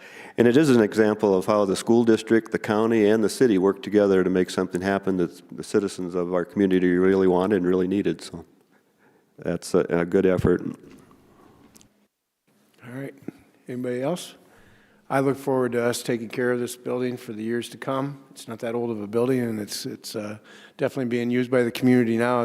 That way we can just forego having someone else take it over or push the building over. So I'm glad that Kristen figured out how to get it through her budget so she could put this building back together a little bit. It needs some tender loving care. So please call the roll. Niemeyer. Aye. Specker. Aye. Tiltonburn. Aye. Wendell. Aye. Avery. Aye. Doran. Aye. Okay. Item 10E, action on authorizing the city manager to enter into an agreement for city attorney services. We'll have Paul Brasino, our city manager, and Steve Britzman present this item. Our current city attorney. Right. We're not talking on retiring, so we'll proceed. This agenda item will provide a procedure for the council to select one of the two proposing firms to serve as city attorney. And I'll review the steps that we've taken to reach this decision point. The city charter identifies the city attorney as one of the three positions appointed by the city council. And so the city attorney services are contracted and outlined in an annual agreement. Earlier this year, the City of Brookings advertised a request for proposals for the position of city attorney in a number of locations, including the city's website, the Brookings Register, South Dakota Municipal League magazine, the State Bar newsletter, and website. Two law firms submitted proposals to serve as the Brookings city attorney, and these include Woods Fuller of Sioux Falls and Cutler Law Firm, also of Sioux Falls. And I know that these firms each have long-standing excellent reputations in the practice of law. Representatives of Woods Fuller and Cutler Law Firm presented their proposals to serve as the Brookings City Attorney to the City of Brookings staff on April 2nd and to the City Council on April 10th. And each firm proposed a lead attorney who would, if appointed, serve as the city attorney with other attorneys within the firm assisting. And so each firm would be, or the firm that's designated would be identified as the city attorney. Vince Jones was identified on behalf of Woods Fuller, and Nate Shane also designated as the lead attorney for the Cutler Law Firm. And again, each of these firms indicated that they would have additional attorneys to assist the city attorney going forward. The city councils had an opportunity to interview these firms, and they made presentations at the previous city council meeting. So if a firm is selected, the city would enter into a legal services agreement for the rest of this year, and the attorneys that would be serving or performing services under that agreement would utilize an hourly basis method of billing for their services during the year. And we'll leave it to the city council to proceed at this point. Thank you, Steve. All right. I just want to thank both firms for doing an excellent job of presenting their capabilities, and it was enjoyable listening to how much they wanted to serve our city. I really appreciate that. I would entertain a motion to select a city attorney.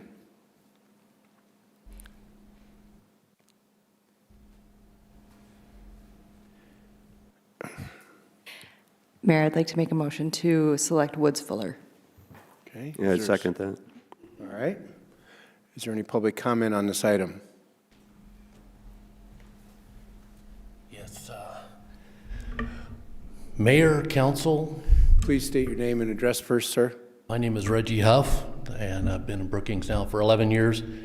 I unfortunately have some experience in particular with Woods Fuller and with James Moore, who is the attorney that would be backing up Mr. Jones.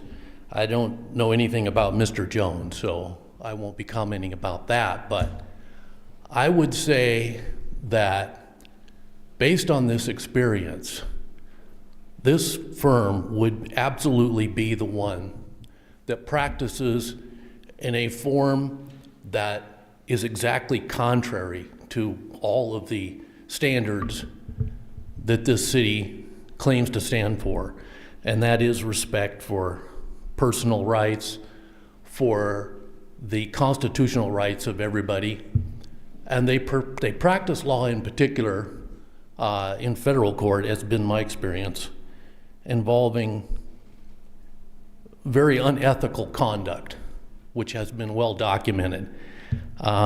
They take advantage of the fact that there is an insurance pool that buys up most of the good attorneys, so that cities that have issues with police misconduct, for example, are basically given an opportunity to get away with it and to not take responsibility for that conduct.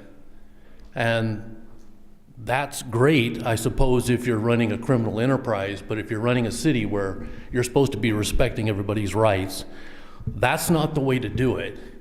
And the result is very bad recommendations, very bad counsel that ultimately is going to be very costly. So maybe you get a short-term result that you like, but in the long term, it's not going to be good. So based on that experience, and we don't even know what the whole cost of that's going to be. That's yet to be fully determined, but there's going to be a cost. That's for sure.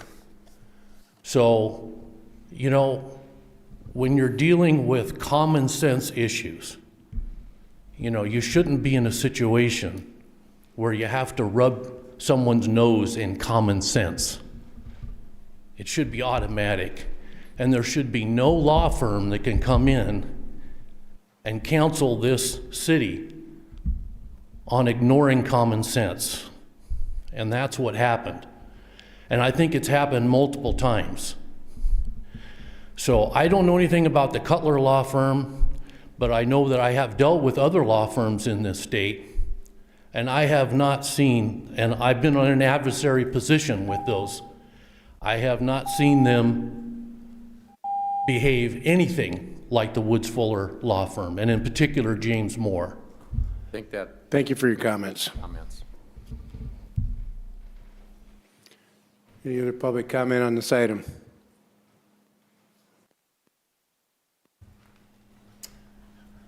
Yeah, my name's Zeno Wicks, and I would encourage you to have this done on the internet so that we don't pay a whole bunch of money for people driving back and forth from Sioux Falls. And I would include in the contract that driving time is not considered to be legal time. Thank you for your comment. Any other comments from the public? Close the public comments. Comments from council? Councilmember Wendell? Thank you, Mayor. I just wanted to start by thanking both of the firms that submitted proposals. And both firms went through a process where they had an opportunity to engage with our staff and answer lots of questions from staff and a whole variety of the types of services they would provide to different departments within the city. And also had an opportunity, as many folks got to see, to engage with the council in a public meeting 2 weeks ago, which gave us a good opportunity to understand the workings and the experience of both firms. I think both brought quality proposals forward and a real willingness to work with the community. I think the decision ultimately came down to the background and experience that Woods Fuller had in working with municipalities that were similar in size and scope to the city of Brookings. Both of them had municipal background and both had attorneys that had served in the capacity of city attorney for communities of varying sizes. But for me, Woods Fuller had experience in communities that I would consider comparable to Brookings, and that was a particular deciding factor. All right, Councilmember Tilton Burn. I also just want to thank both of the law firms. It certainly is a difficult decision, as I think both firms are very qualified for this position. I do have a question that is more procedural in nature. This agreement would be in effect until the end of this year.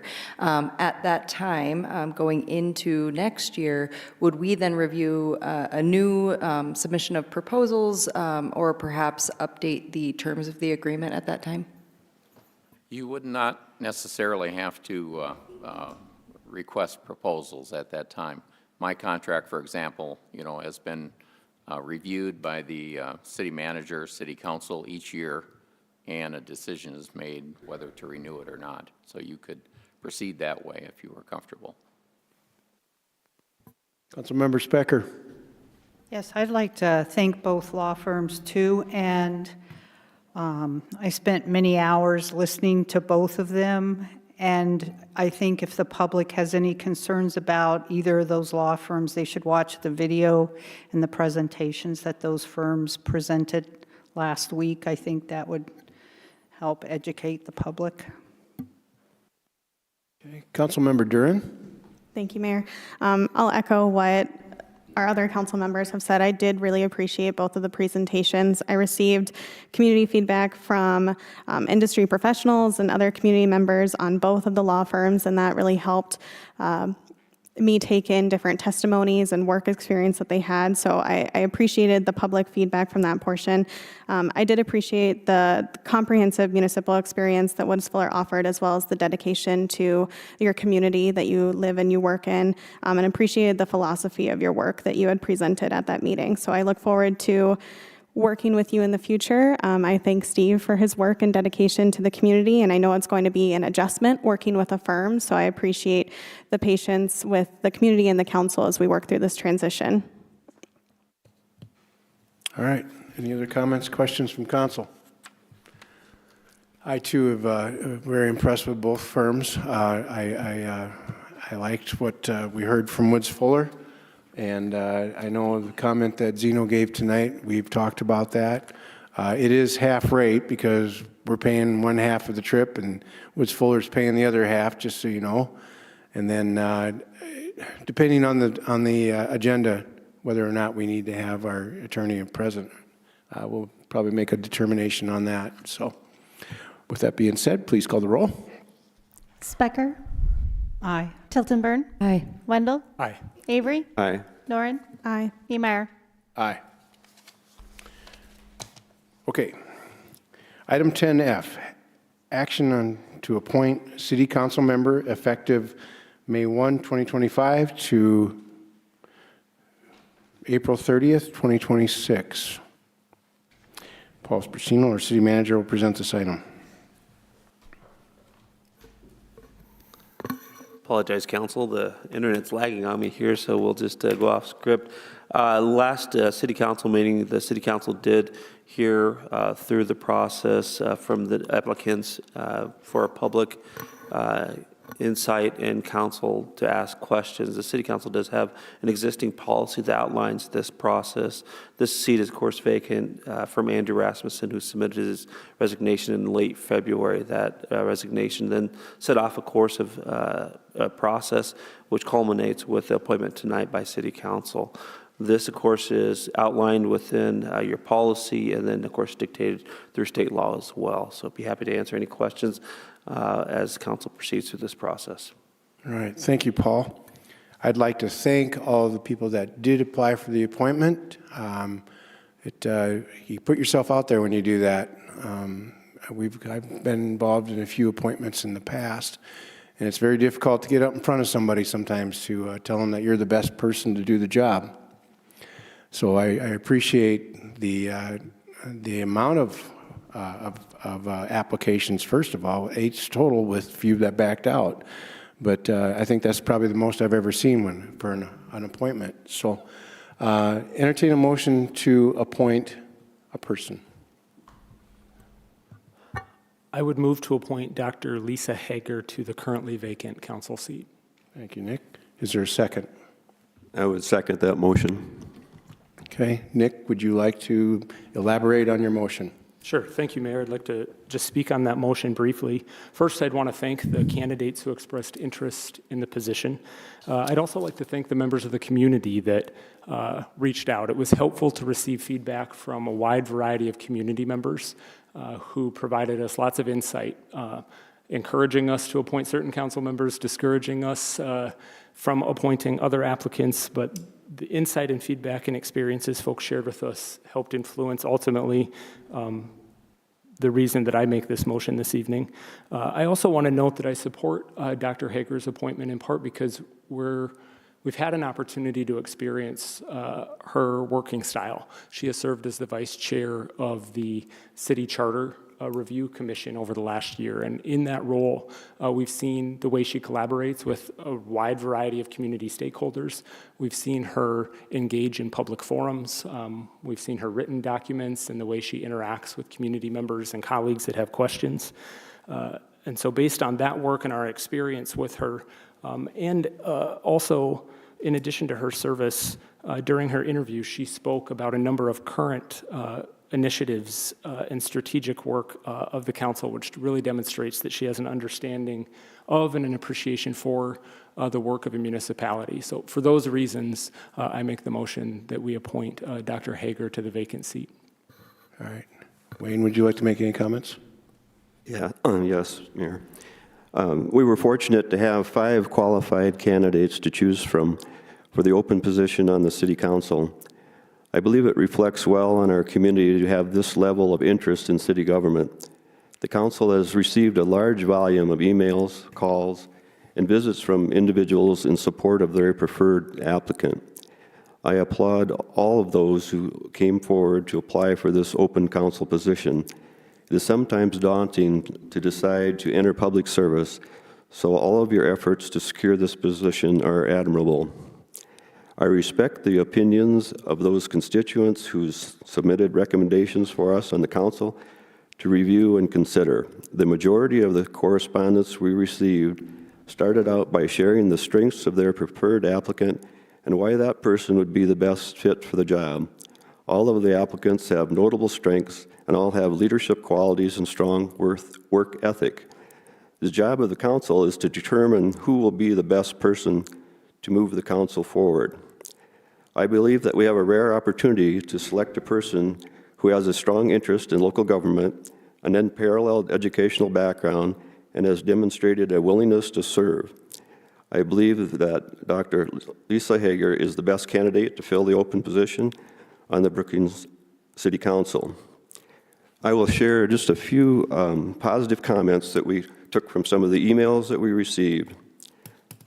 Well-researched, familiar with Brookings City Master Plan, VEDC experience, Vice Chair of the Brookings City Charter Review Committee, excellent researcher, well-prepared, knowledge of city policies, articulate, empathetic, a critical thinker, very thorough, reliable. All right. Open this up for public comment. Please be respectful of your comments, and I'll open it up for any comments from council. Council member, please come forward, sir. State your name and address. Well, not to say I disagree, but I think L would have been a really good choice. He's a businessman. He ran for the office and didn't miss it by much. I think there'll be a lot of people that are kind of upset that he wouldn't be selected. So thanks. Any other public comment on this item?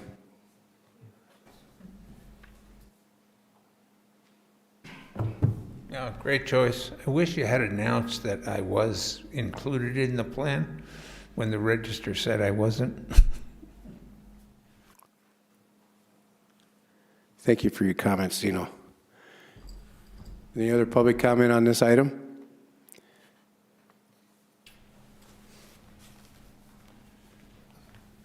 Larry Ayers, Brookings, South Dakota. I was one of the candidates that put my name forth, and I just want to say that I think you guys made an excellent decision. I left that night very impressed with her, and I think you made a very, very good choice. So good work, guys. Thank you. I appreciate it. Thank you, Larry. Any comments? Any more? Council members, comments? Councilmember Tilton Burn. So I want to, first of all, thank all of the applicants. I think that seeing that amount of engagement and interest in serving on the council is really exciting, and I think that benefits our community. I also want to thank the community members who did provide feedback. We have received a lot of feedback over the last several days, and so having that engagement and hearing from the community is really critical for a decision like this. I support this decision to appoint Dr. Hagar to this position. I think she has a great background and a lot of expertise, and expertise that isn't currently represented on the council. So I think we'll benefit from a lot of the skills that she'll bring to our conversations. I'm encouraged by the amount of commitment that she has already showed to our community through the process with the city charter, and seeing some of the presentations and forums that she did to support that work, and having that intimate knowledge of the charter is certainly going to be useful.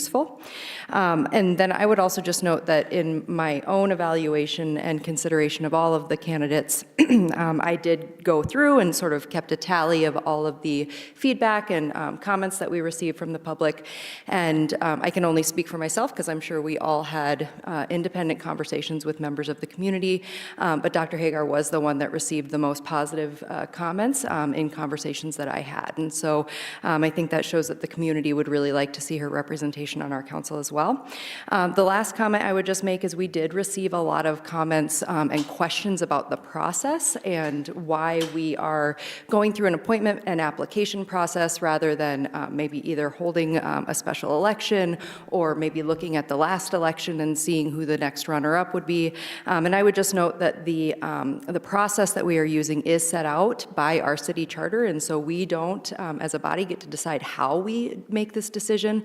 It is something that is set in the charter, and so that process is kind of set in stone for us, and that actually makes it, I think, really a clean process. We've seen a few of these appointments over the last several years, and so we've been able to kind of follow a similar process regardless of which year it is or what seat we're filling. So thank you to everyone that's participated. Thank you to all of the applicants, and I look forward to working with Dr. Hagar. Councilmember Duren. Thank you, Mayor.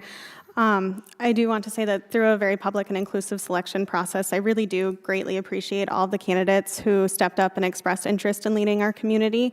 I recognize that it's not an easy feat to put your name out there and to get engaged with the community, and I do really encourage all of those who have applied through this process to consider running for public office in the future.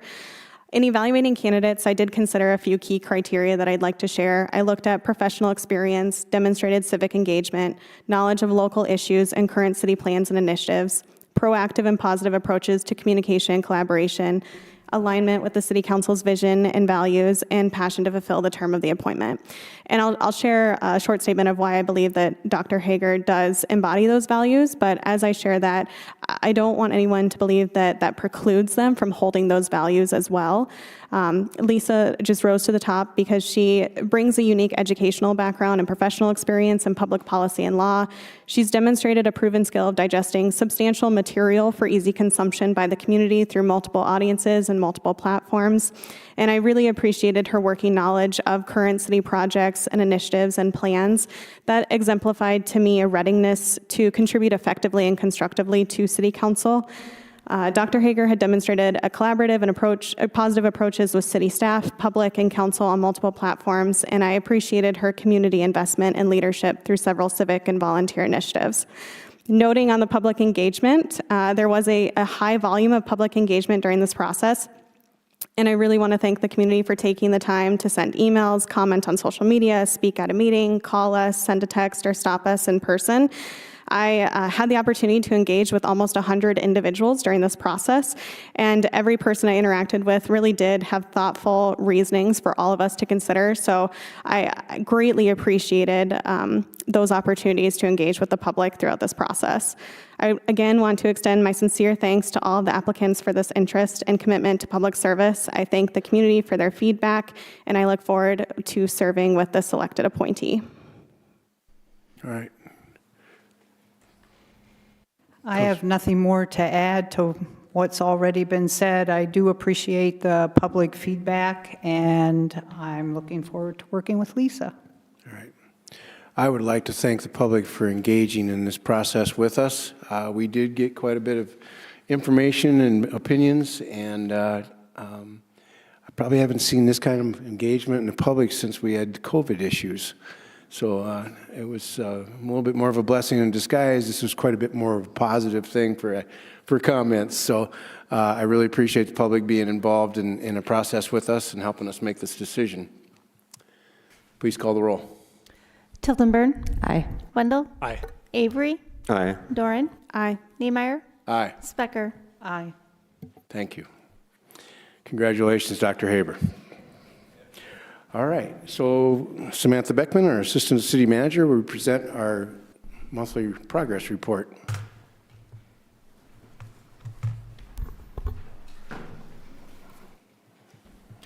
Good evening, Mayor, members of the Council. This is the April 2025 Progress Report.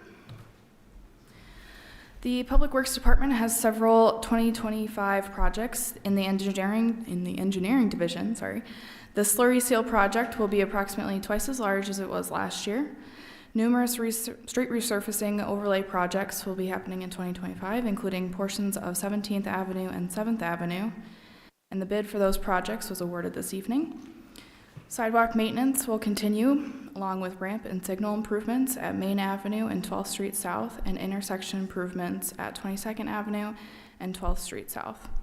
Several drainage projects have been identified. The Arrowhead Park work will be done in coordination with the Parks Department, and the 6 Mile Creek work is between the Highway 14 diagonal and Western Avenue Bridge, and that will occur in April. This year we'll be putting in new shared use paths along 20th Street South and 12th Street South. The majority of the work for the 12th Street South path will be performed when school is out of session as a part of the Transportation Alternatives Grant Program. Consultants are compiling feedback and developing a draft plan for the Master Transportation Plan. And for the second year in a row, the Brookings Regional Airport has been awarded the 2024 Large General Aviation Airport of the Year Award. And with that, the airport will also continue with 2 projects this year. Their 2-year parallel taxiway project and another project that will be kicking off to extend the taxi lane. Both of those projects will be completed this fall. And lastly, in the engineering portion here, following last year's successful pilot program, the Stormwater Incentive Program is returning. This program will kick off today, Earth Day, and will include opportunities for rain barrel and native plant vouchers. And new this year is the opportunity for 4 properties to install larger rain gardens at a discounted rate here. The incentives are available on a first-come, first-served basis, and you can find more information on those on the website. The Solid Waste Division is working on the creation of an e-waste program where residents will be able to properly dispose of electronic devices. The leachate force main project bid was awarded and construction will start mid-summer, and the landfill equipment storage building is receiving final touches. The design for the resident drop-off area will also begin here soon. A group of SDSU students are conducting a route optimization study on the solid waste collection route to identify efficiencies.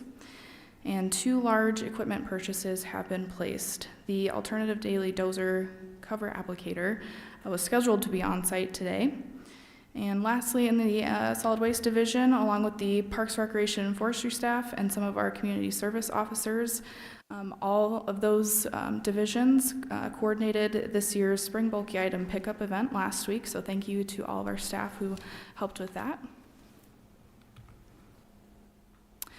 The street division will be working on transitioning their fleet management software.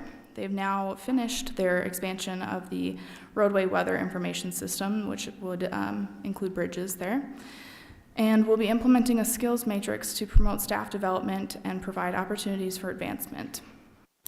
And the large equipment purchases on the screen have been placed.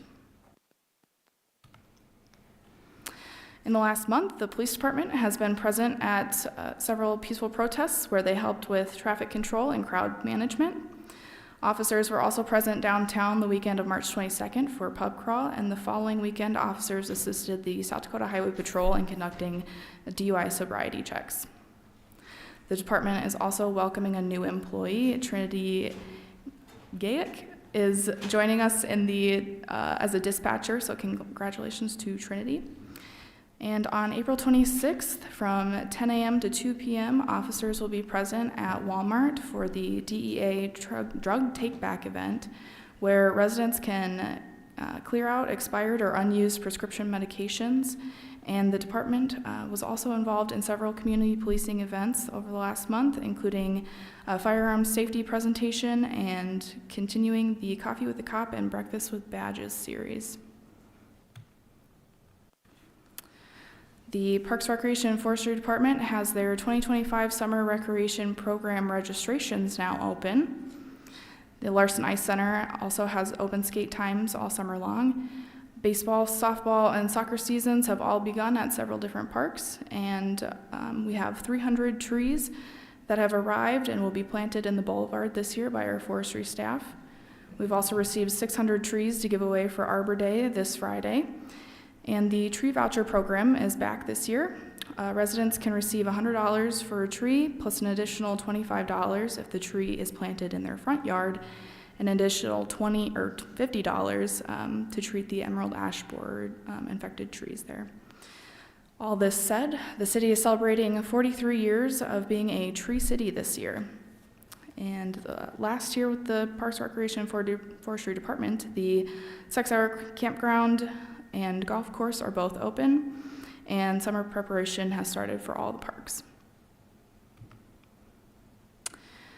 The library hosted their second annual egg hunt with over 6,000 eggs scattered throughout the library. They also have an event on May 3rd from 10 to 4 p.m., and it's their Fandom Fest event.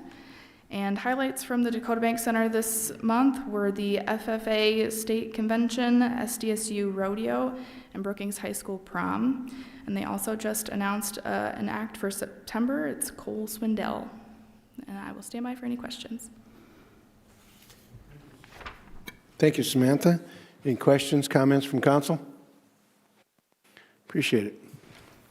All right, so advanced agenda. Next meeting is on May 13th. I will be presenting certificates of election and doing the oath of office for Bonnie Specker and Holly Tilton Byrne.